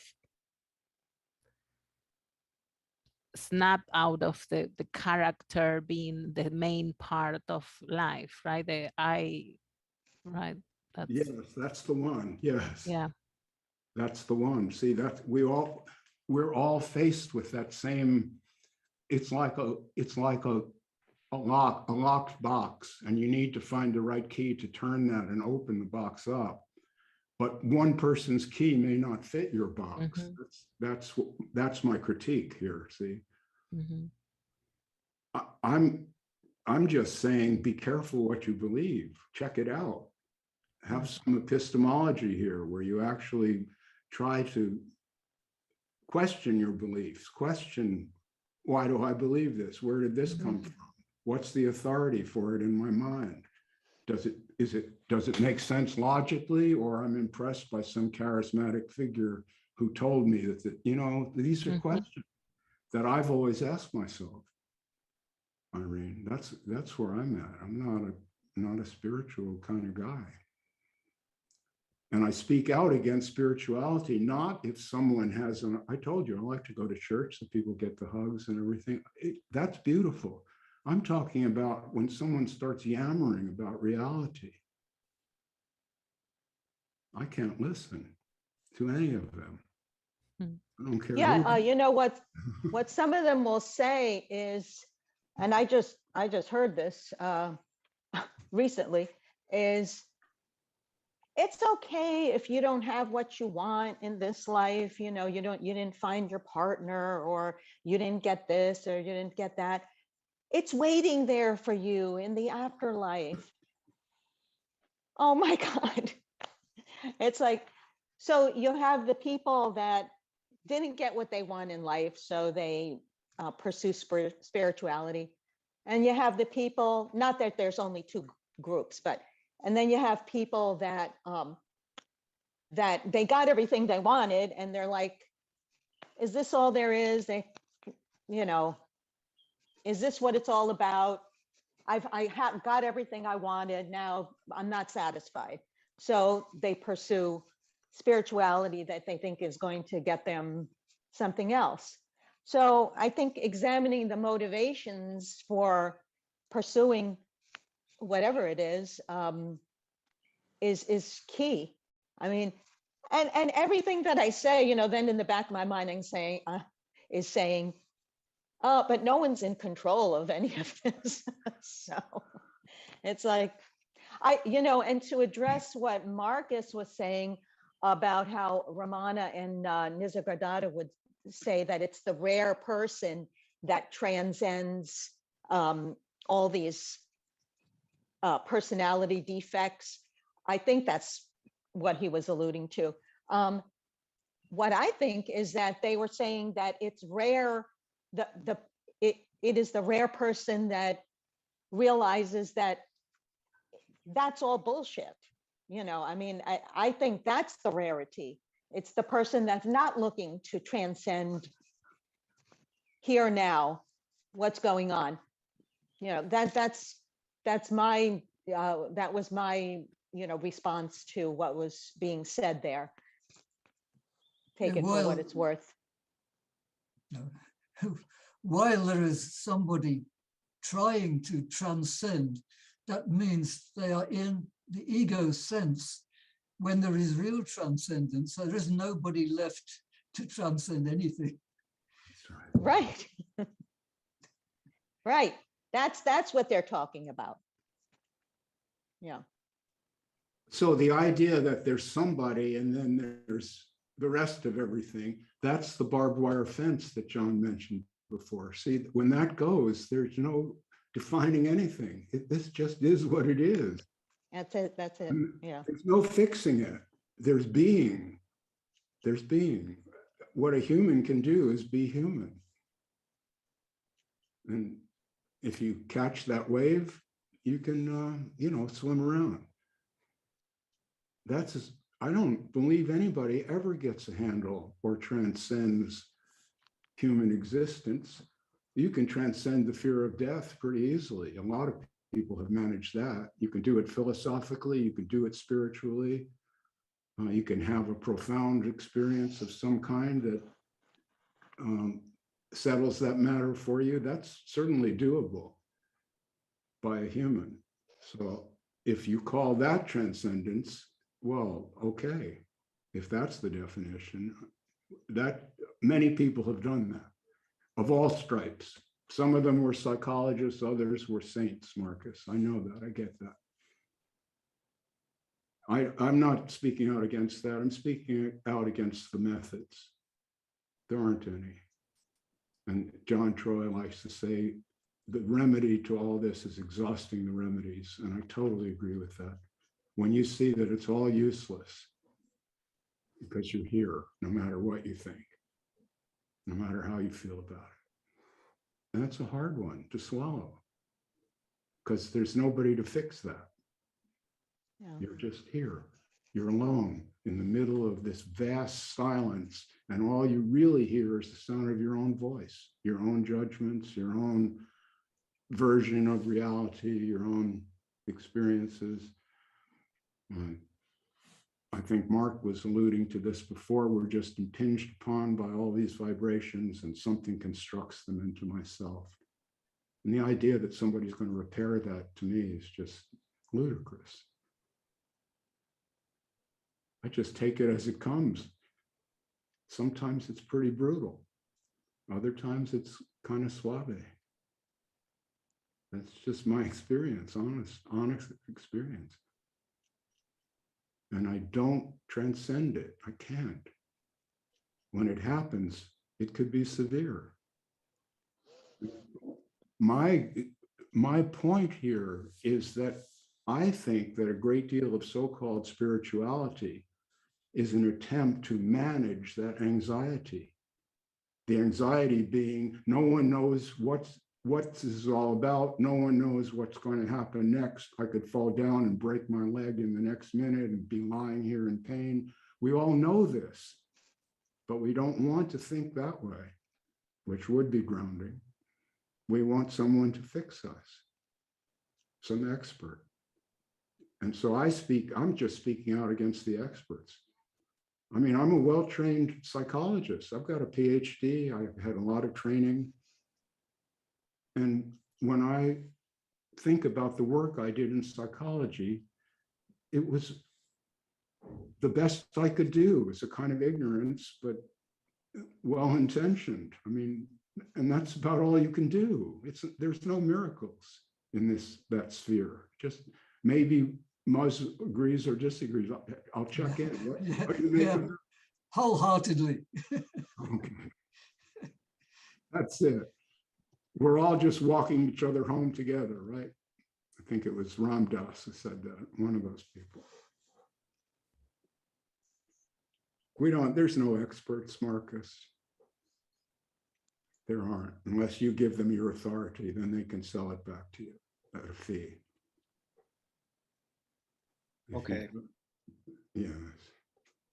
And you know, I love you. I mean, we've done some cool things together. Remember when I took you guys in the back of my old pickup and we were up at the hill looking down on the town, and you guys were saying in Germany they would never let you drive something like this. It is a really fucked up truck. Oh my God. I love you, man. Take my word. Yeah, a lot, really a lot. You're a good guy. You are. We had a lot of fun that time. I hope you can come back. We haven't heard from Rui. Yes, I've dropped that, and that's because this screen here is not doing its best for me. Really, thank you, Marcus. Please. So sorry. It's all right. It's all right. The conversation was very interesting. So thanks again for inviting me to be here. I've been, I think for a year now, maybe.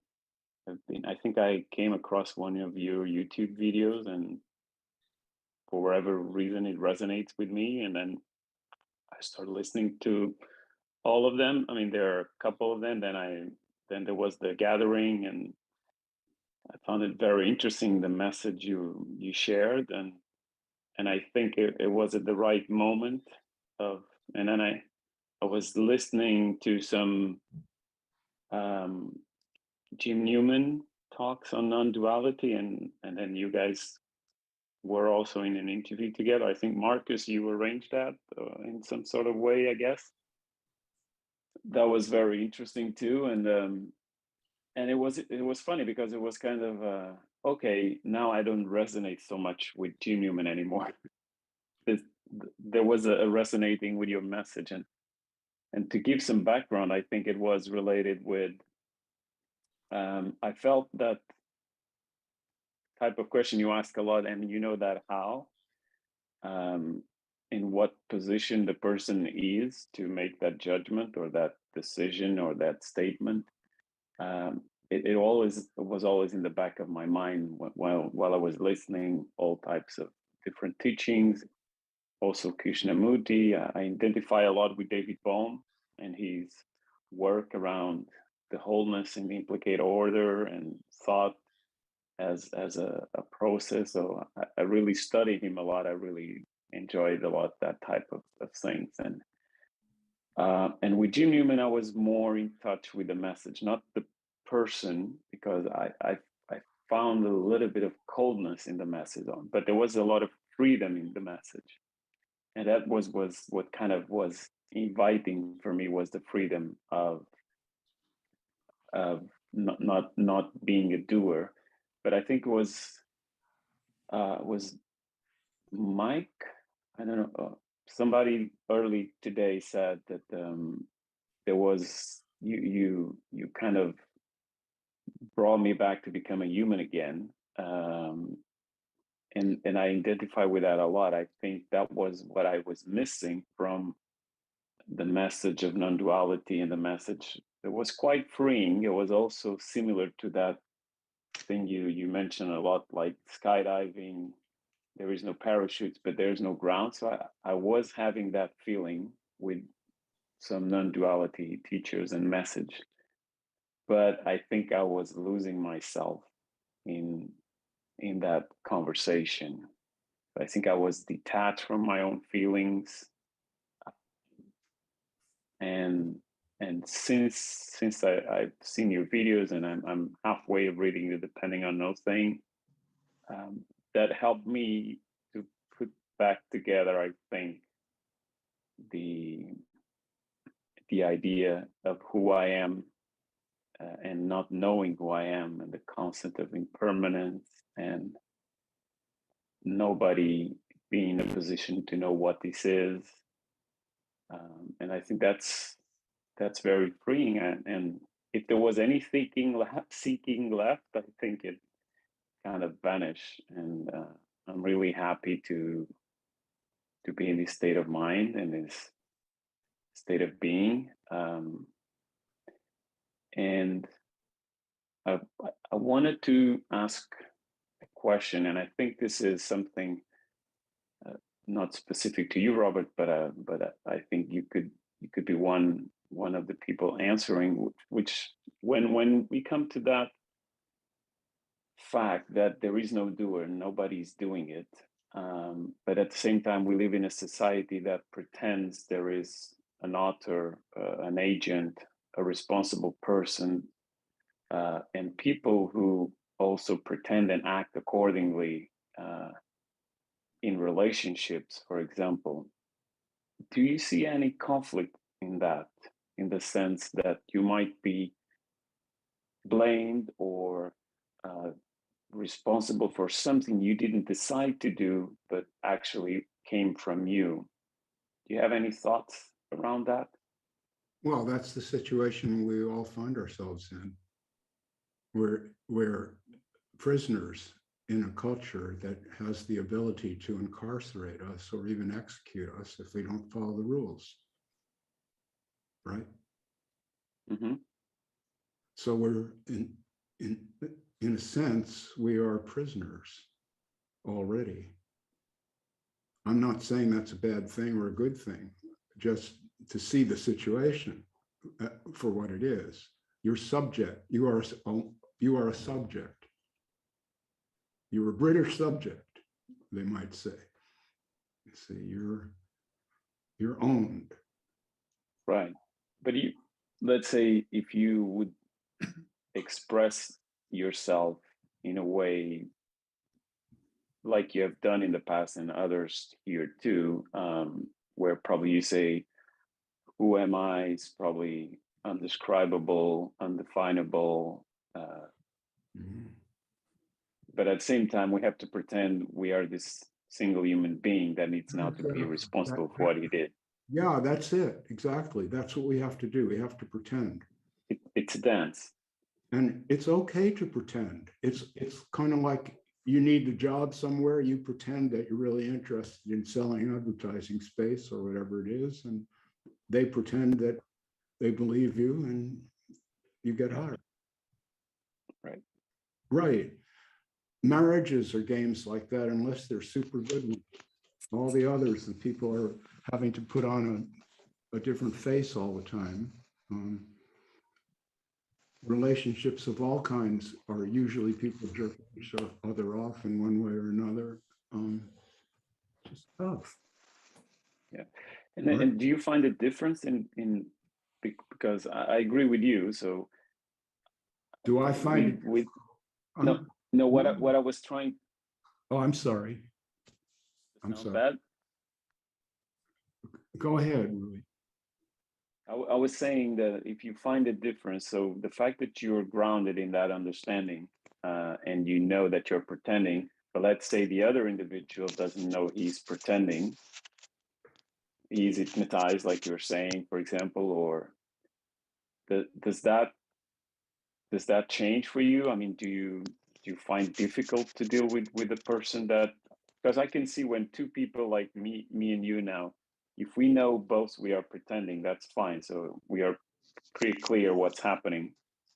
But when you are in a relationship with your wife or with a family or friend, and they don't understand, or they don't see they are pretending, they are actually, that's very real for them.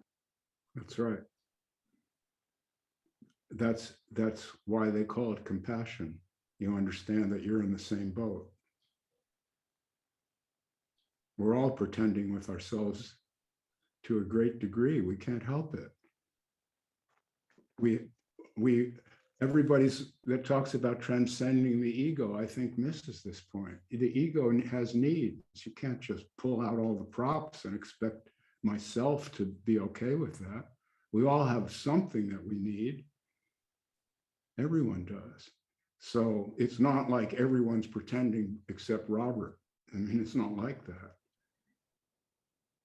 I just see us as humanity. I see the animals. I see the pressure that we're all under culturally. Doesn't mix with being an animal. So we're entirely stressed all the time. We have to act in a certain way, dress in a certain way, be a certain way. And a free animal doesn't behave that way at all. They wander where they will, you know. My German Shepherd is a lot freer than I am. If she caught a scent, she'd just be after it. If she felt like taking a shit, fine, no worries.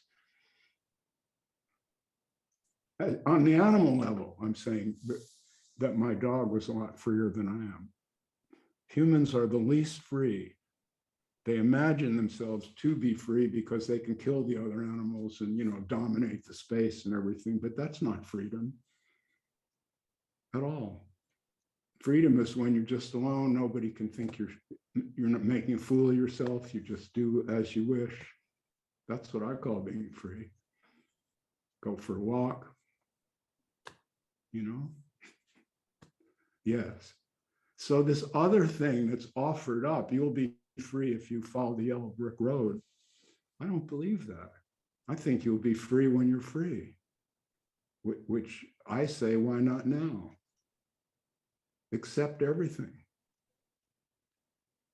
Not as a practice, just you come to awareness, Rui, that you have no choice. All this is just arising. You didn't make it. You can't fix it. So that's what I'm saying. I don't see, when I say I'm awake, I don't see myself as not pretending. I see that if pretending happens, it does. I mean, I didn't decide to pretend. If I pretend, I didn't decide to pretend.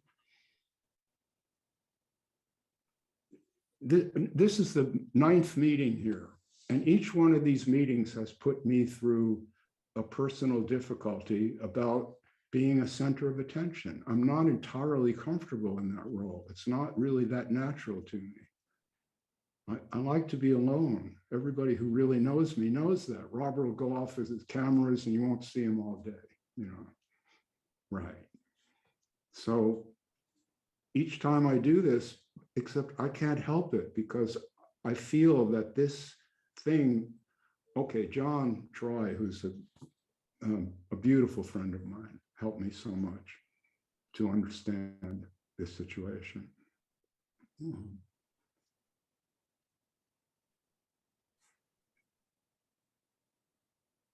I can't continue with that at the moment, but I hope I've given you the idea. This is just a manifestation. I'm not in control of it.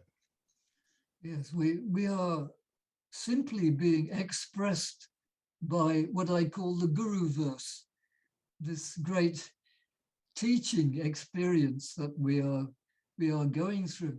And once we become grounded, we're not really expressing ourselves.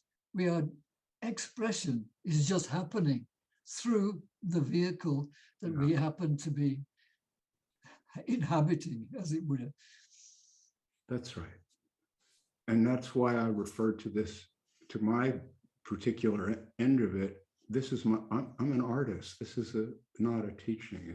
This is an art piece called Robert in the 21st Century. Yeah, I really like that. I think that's very unique, by the way. The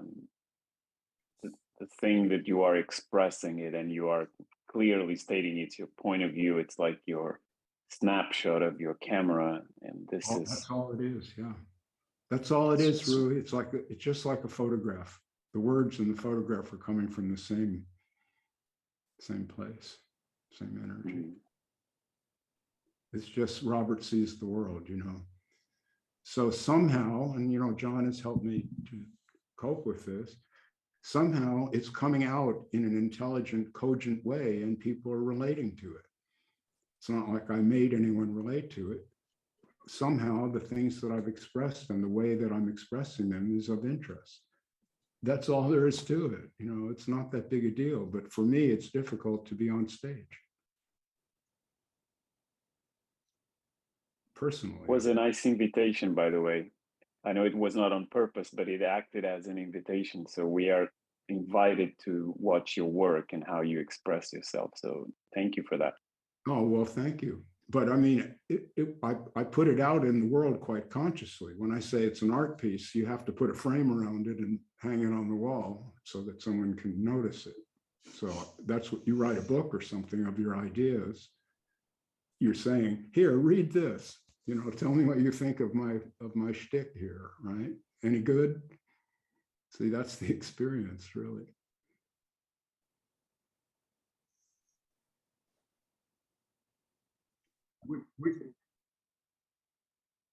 Thank you, Ricardo. Yes. Put yourself on the screen for a moment here. All right, give me 1 second here. I want you to be in this. Here we go. Can you see me there? Yeah, you could see me there. All right. No, we don't see you. We see your name on a black background. Well, you should. The people on the live stream can't see me though. Oh, okay. That's good. All right. We have a question from Chitra Polansky. She says, so here's a hard question. Robert says that he will never know what he is and he doesn't need to. Does the panel think that is awake?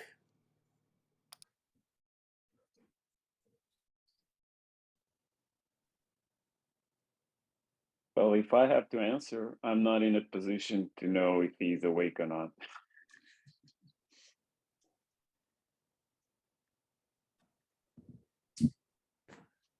I guess Chitra is not going to get an answer from this panel. How dare we? Not needing to know is better than not knowing. Not needing to know is a profound relief.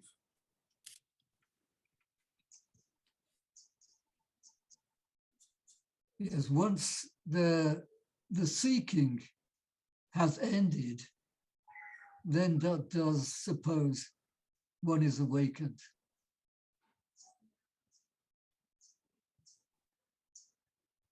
Well, I just define awake as not needing to know. Knowing you don't know and you probably never will, and you don't need to anyway in order to live a beautiful life. You don't need to know those answers. You can live a beautiful human life and love and experience all kinds of things, a flower, a swim in the ocean, a nice 9-iron right to the green, whatever it is, and you just can take joy in it for as long as that lasts. That's the same thing as no longer seeing, just being. Yes, it's just being, Muzz. I know you know this. I know you understand. It's just being. It's no big deal. We're all doing it. It doesn't last that long. That's it. Beautiful. That's where the beauty is. This is what John and I have discussed. John has been so helpful to me. I got started on this before. He has this entire vocabulary for these very fine gradations of feelings that are hard to express. So we're able to, just talk. Once upon a time, I would react against things that were happening to me and situations. But now it's just what is. This is what is happening. And this is the expression of this, not even experience, but this existence, this seeming existence in this dream world. Everything that is happening is just part of the dream that is happening. So I said, okay, so that's what's happening. Okay, my car has a flat tire. Okay, I'm not screaming and shouting. I'm just accepting this is what is happening. This is what's happening in this particular dream of my apparent existence. This is it. So, okay, what do I do with it? I don't react against it. I do what is necessary at the end of my arm. I see. Go ahead, John. I see a difference between mortality, living a mortal life, and a dream. A dream is what I have at night, or a scheme in my mind, imagination, and all of that. I'm sitting here when I have sex or eat food or enjoy the breeze. It ain't a dream. It's real. It's Bravo, real, John. and it's Bravo. mortal. Yeah. Yeah. I don't. It's kind of an insult to call my dream, because it's real, and it may be transient. Just because it's transient, I wouldn't throw it into that imagination. I've dreamt all kinds of shit, and all these gurus who go into the make something out of nothing. I think they're painting air castles in the void and hustling people, and part of that hustle, my criticism of the Hindu crowd is deification.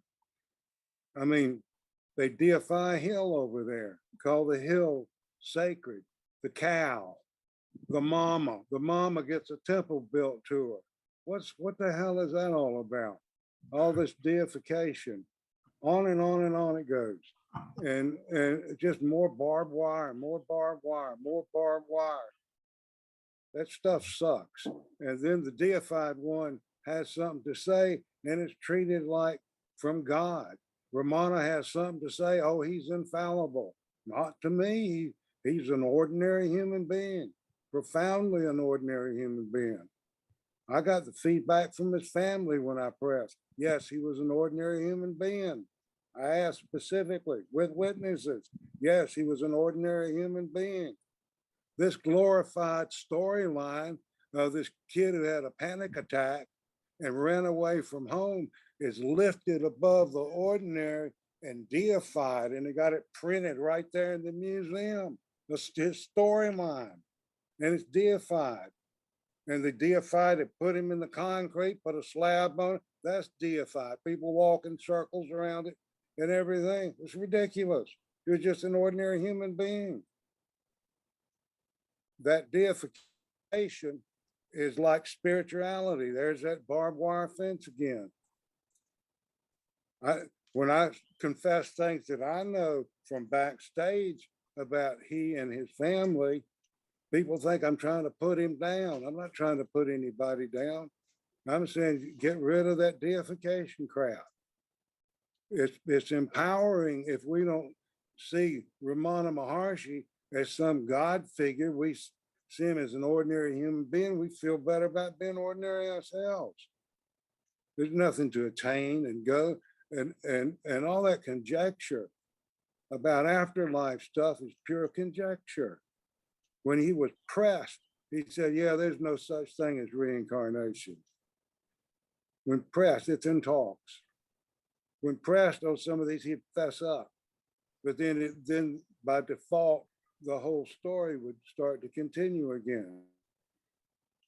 But the deifying, deified the little brother, who's a rascal, China Swami, deified the mountain, deified the cow, deified a few more relatives. It's Maha Samadhi. I mean, come on. It's just a grave.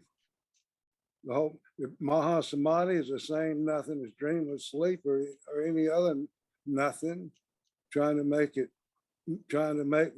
nothing for this particular person a little more special. But the garden variety atheist has the same destiny as Ramana Maharshi. No more birth. Simple. It's just common sense. So that deification is disempowering for us who believe that deification in those stories and everything, and it hampers our critical thinking. Because, I mean, are all cows to be deified? No, just Lakshmi. It's crazy. It doesn't make any sense. Well, I agree with you on that point, but we lost the thread about the dream. How do you distinguish between what you call reality here and now in 16-hour bursts and the dream life and the dream bardos after being killed? My doctor killed me in India, and I went out crossing an arch over space. So that to me was a bardo dream. And the nightly dream is also a bardo dream in the astral. And this daily 16 hours dream is equally a dream. How do you distinguish one from the other when you are using exactly the same senses in this life dream and in the nightly dream? I'll explain that.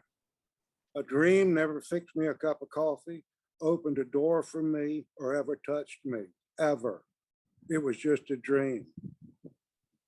In reality, I have a wife who serves me, one I love, where I went to bed, I wake up, it's here.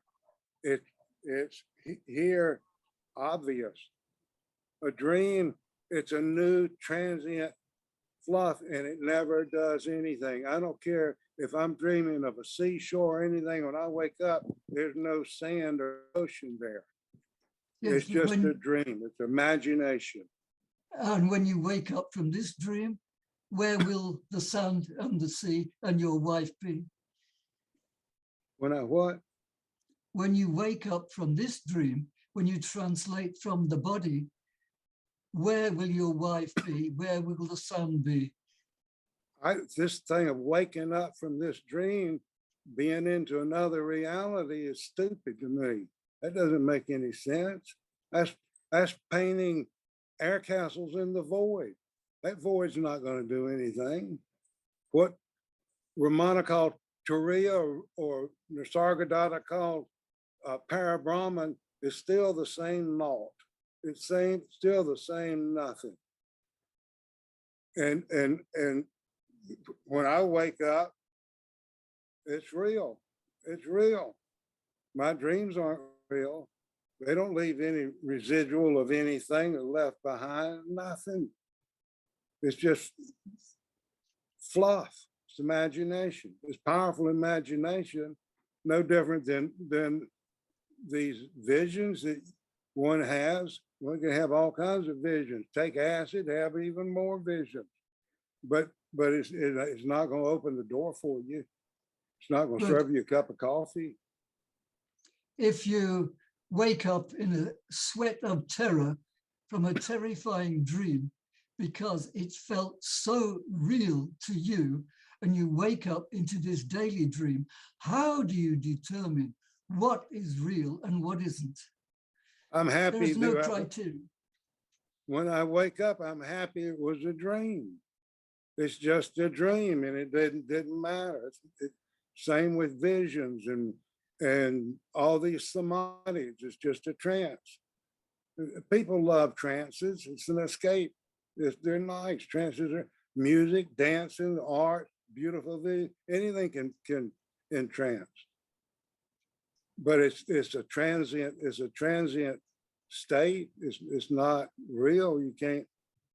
So is this life a transient state, and it only lasts 16 hours a day before it's not there anymore, and we go into oblivion, and then the Guru we go into dreamless sleep.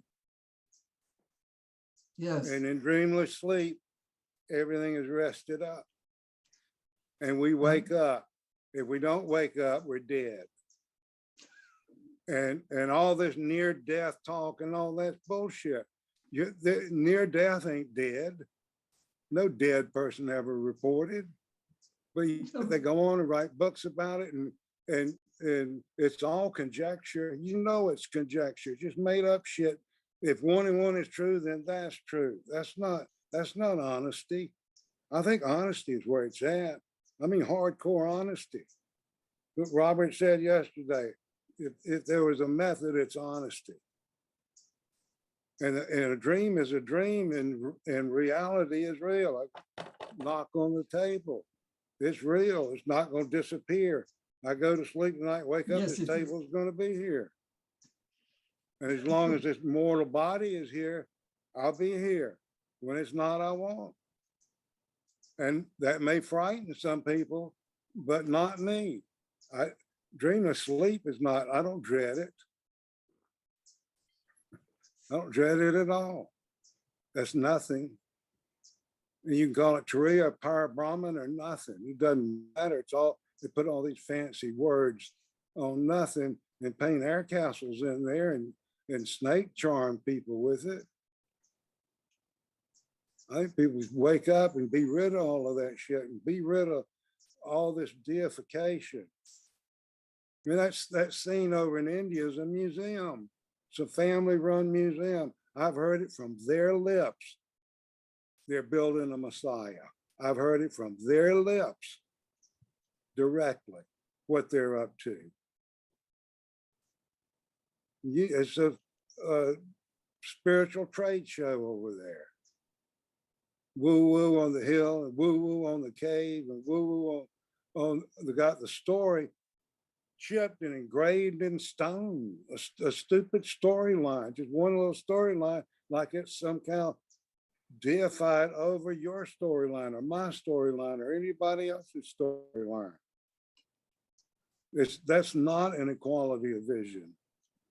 Not at all. It's deification. It's glorifying something. I'll go along with you on that at least. Well, So, I'm sorry, John, go ahead. no, that's it. I was just going to say, Muzz, where I heard the paths diverge there in that dialogue was when you said your doctor in India killed you. Well, you see, I would be on John's side there. You're not dead if you are here now. You were never dead. Yes, well, I was. Born and you have not died yet, because if you had died, you wouldn't be here.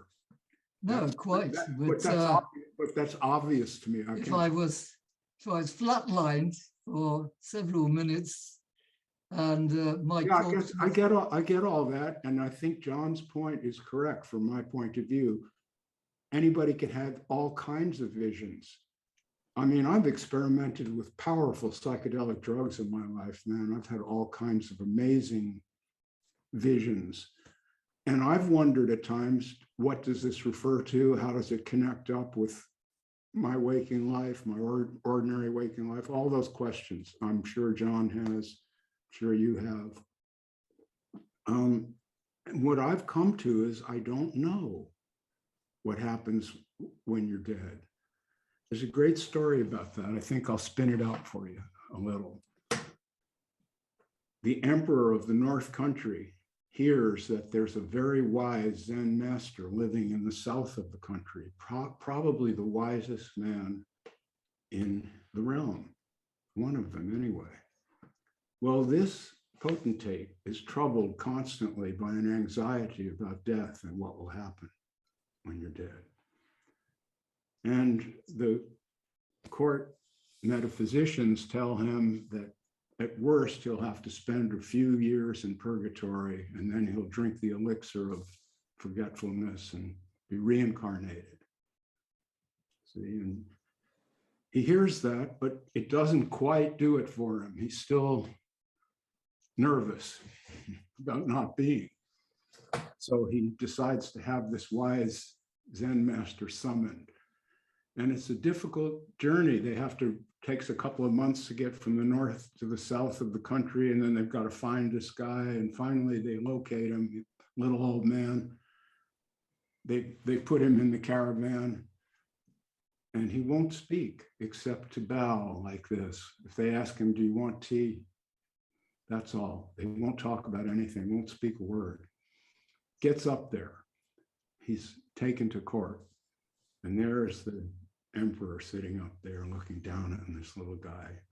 And he says, tell me, they say you're the wisest man in the realm. Is that true? Well, are you a great master? Well, if you're such a great master, tell me this, what happens when you die? The little old guy looks at him and he says, I cannot tell you that, sire. At that, the emperor becomes totally enraged. He's out of his mind with anger, like a Donald Trump. And he, I'm sorry, that asshole, he's floating around in the porridge here. See, that's another thread. So anyway, I cannot tell you that, sire, and he bows. And the head dude becomes enraged and he says, if you can't speak and answer my questions, I can have your head separated from your body. Why can you not tell me what happens when you die? If you're such a great Zen master, speak. The little old man looks at him right in the eye, which is a no-no.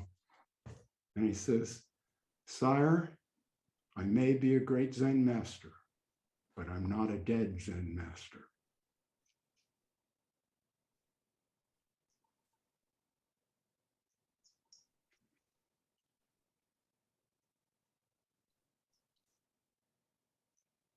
I love that story. It just says it all, really does. There is wisdom. That's part of the story. There is some great wise guy who knows a lot. Beautiful, that's nice. But what makes him so wise, Rui and I were talking about this earlier, and also you and I, Irene, touched on this. What makes him great is that he knows there are things that he doesn't know and can't know. And he's good with that. He doesn't pretend to know something that he can't know. He doesn't like to speculate because that's not Zen. Zen is just sitting there.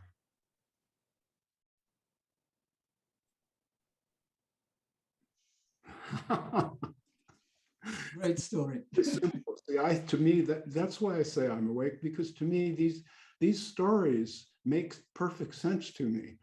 They clarify everything.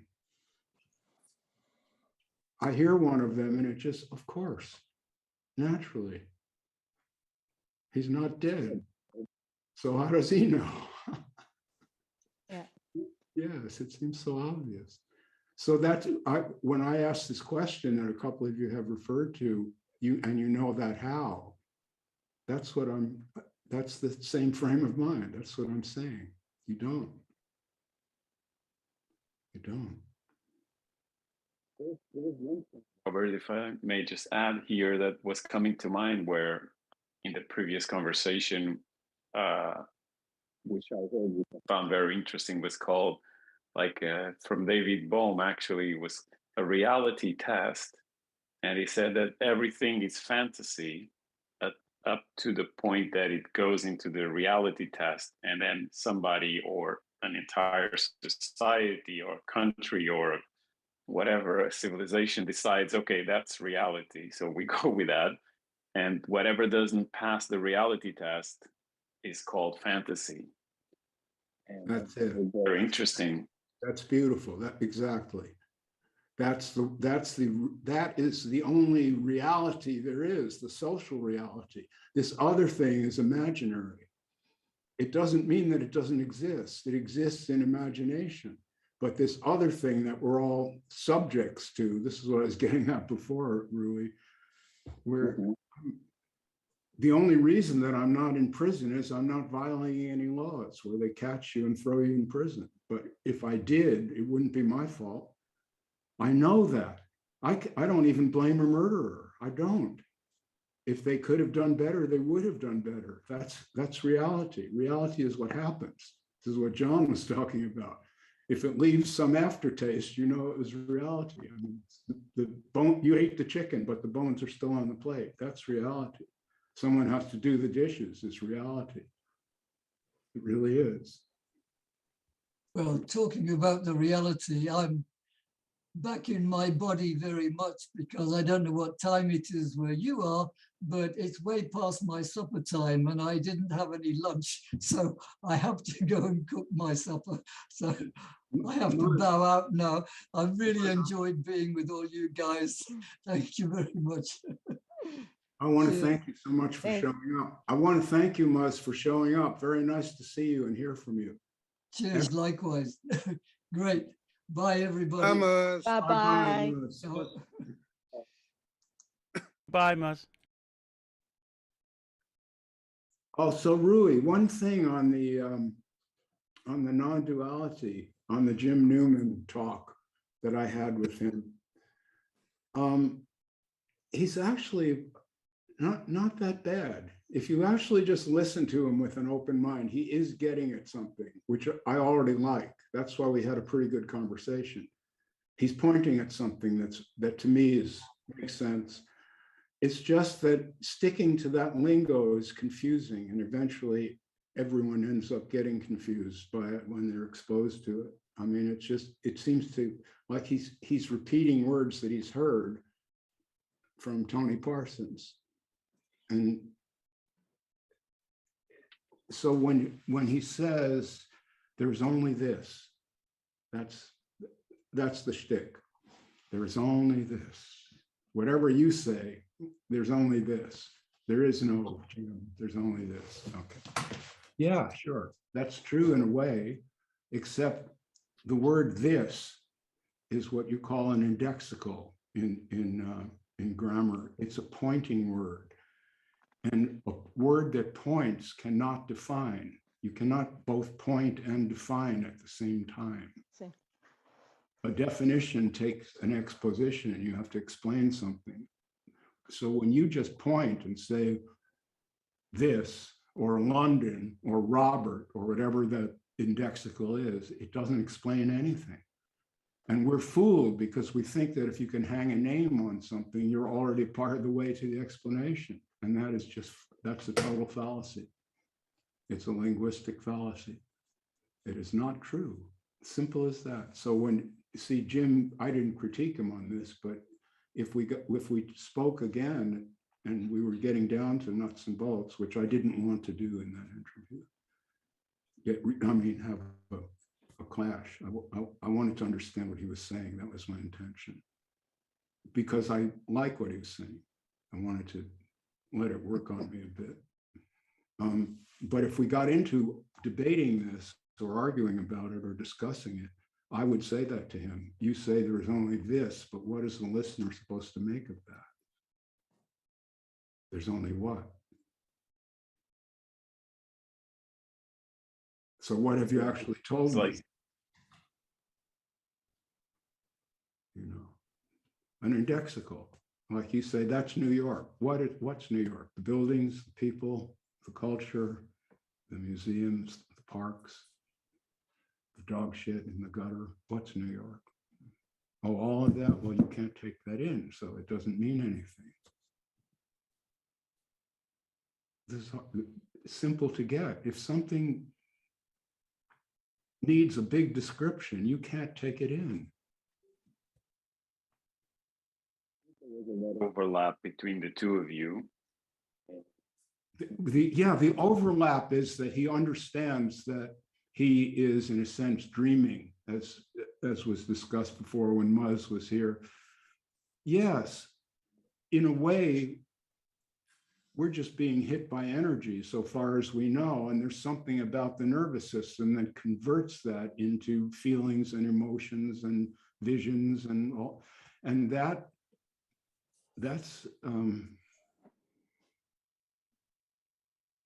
automatic. No one can do it. It happens. Just like, I think it was Alan Watts who said, you're not beating your heart. Exactly. That's just happening. But it's it's integral to you. You're aware of your heartbeat. You may not know you're aware of it. I know that I'm aware of mine. So, I mean, for some reason, I started taking my pulse when I was a child. I was fascinated by my pulse, and I'm aware of it. Even got this thing as a tracker, just for fun. What am I getting at? Yeah, so that's automatic. So there's where Jim and I agree. This, no one's making this. It just is, just manifests. So we agree there. So that's already a long way. But I just find his point of view cold-blooded. It doesn't really hit me in the G-spot. I think that was clear between, for me at least in that interview, what it became very obvious, where I started resonating more with your point. But it's life difficult because it's constantly disagreeing or making the person wrong by saying you don't exist. And then I think it's a lot of problems without, it's just language, and we don't need to go that route, but he's very explicit about it. And I think it just creates problems in the communication between him and the group, whoever he's talking with. And I think you point that out very clearly. And I thought, yeah, it's logical. He's using logic just to prove his point, and it doesn't go anywhere with that. So well, that became very obvious to me then. Really, Rui, since we're being honest here, it's more of an intention it's an intention about how language is to be used.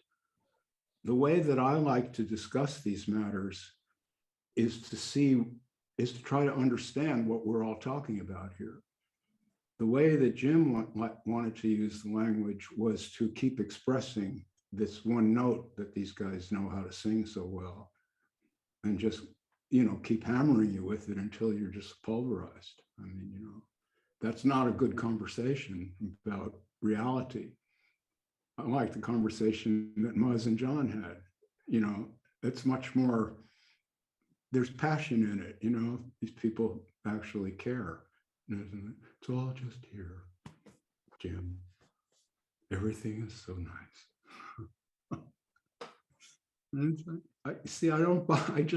Sorry, Rui, I just know myself better than that. See, to me, this spirituality thing, all of it, we're here. We understand mortality because we see dead things all around and things dying, things aging and dying. It's like when the Buddha came out of the castle into the town and saw life for the first time, he was shocked, and he had to go on the road and meditate for years to try to get to the bottom of that shock. Well, the material world is really difficult. Everybody knows that. So we want there to be this other world that isn't the material world. And I just can't cook that up. I'm not a materialist. There are things that are not material that are still factual, like a thought is immaterial, but it exists. This is not materialism. This is animalism. I recognize myself first as a living animal with a beating heart and a penis. I do. I start there. Then if there's some spiritual world, okay, let's branch out into it and see if we can find it while still having a pair of balls, Now that is an unusual viewpoint in so-called spirituality. So I don't fit in there. That's the problem. But I'm talking about real things. I'm talking about what does it feel like to be me? What does it mean to be a me? Is there any meaning to this? Those are the real spiritual questions. So in a way, in a way, what I'm talking about is spirituality, but it's not spirituality in the way that all this stuff is defined as a capital T truth, or we have the answers or something. I have no patience for that. So Jim, I was saying, he's like one of these spiritual teachers. He's got a shtick and he just trots it out. And I couldn't discern it, how much feelings there was behind any of it. I couldn't feel him. I feel you though in this conversation. Yeah, absolutely. I feel everybody here because we're not using jargon to club each other over the heads or something. We're just trying to express ourselves. I passed the human test. Exactly. That's the reality test. You're real in my world, even though you're just ones and zeros making a screen light up.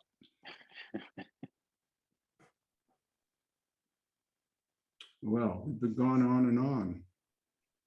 So I want to say to people who are watching the web stream, we'll be back at 7 p.m. for the final meeting. And this one is an open meeting. Anyone can log on to the chat, to the Zoom meeting. We may have a big Zoom meeting. It might get raucous because that's the cocktail for some people. I cannot drink this evening because I'm going to be shot up with my booster dose of vaccine tomorrow morning. Yeah, that's right. Yeah. But I'll be sober, but I'll be there. But if you all want to bring your own bottle, feel free, because I feel celebrating. We've done 9 beautiful meetings.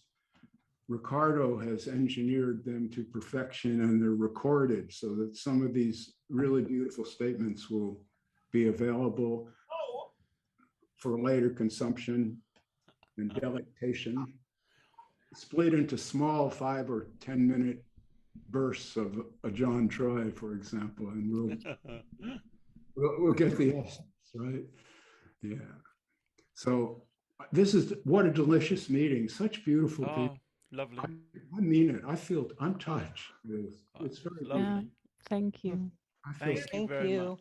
I feel so fortunate to have you all in this sphere here and be part of it. I really mean that. Yeah, this is excellent. Just lovely. Thank you. Thank you very much. Thanks for being alive. Okay. I'm not going to end the meeting because Ricardo and I need to chat technically after you all check out. So say bye and bye. Goodbye. Bye. Thank you very much. Everybody. Nice talking to you. Bye. Bye. Thank you, Bye. Johnny. Love you, Johnny. Bye, John. Bye-bye. Bye, buddy. There they go. Wow. They're all fading out. Oh, no. John's still there. I'm trying to figure it out. No, stay there. You could stay there for a minute, John. It's nice. Ricardo will come.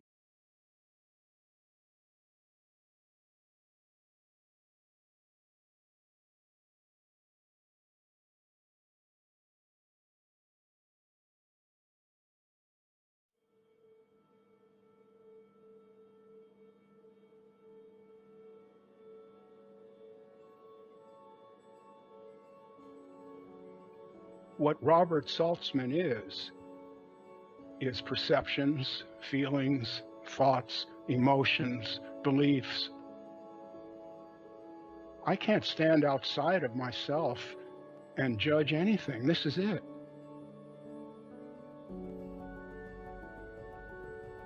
What the caterpillar calls my death, the rest of the world calls a butterfly. Robert's experience is that Robert has to keep dying. You're just distracted from seeing this thing. It's very clear.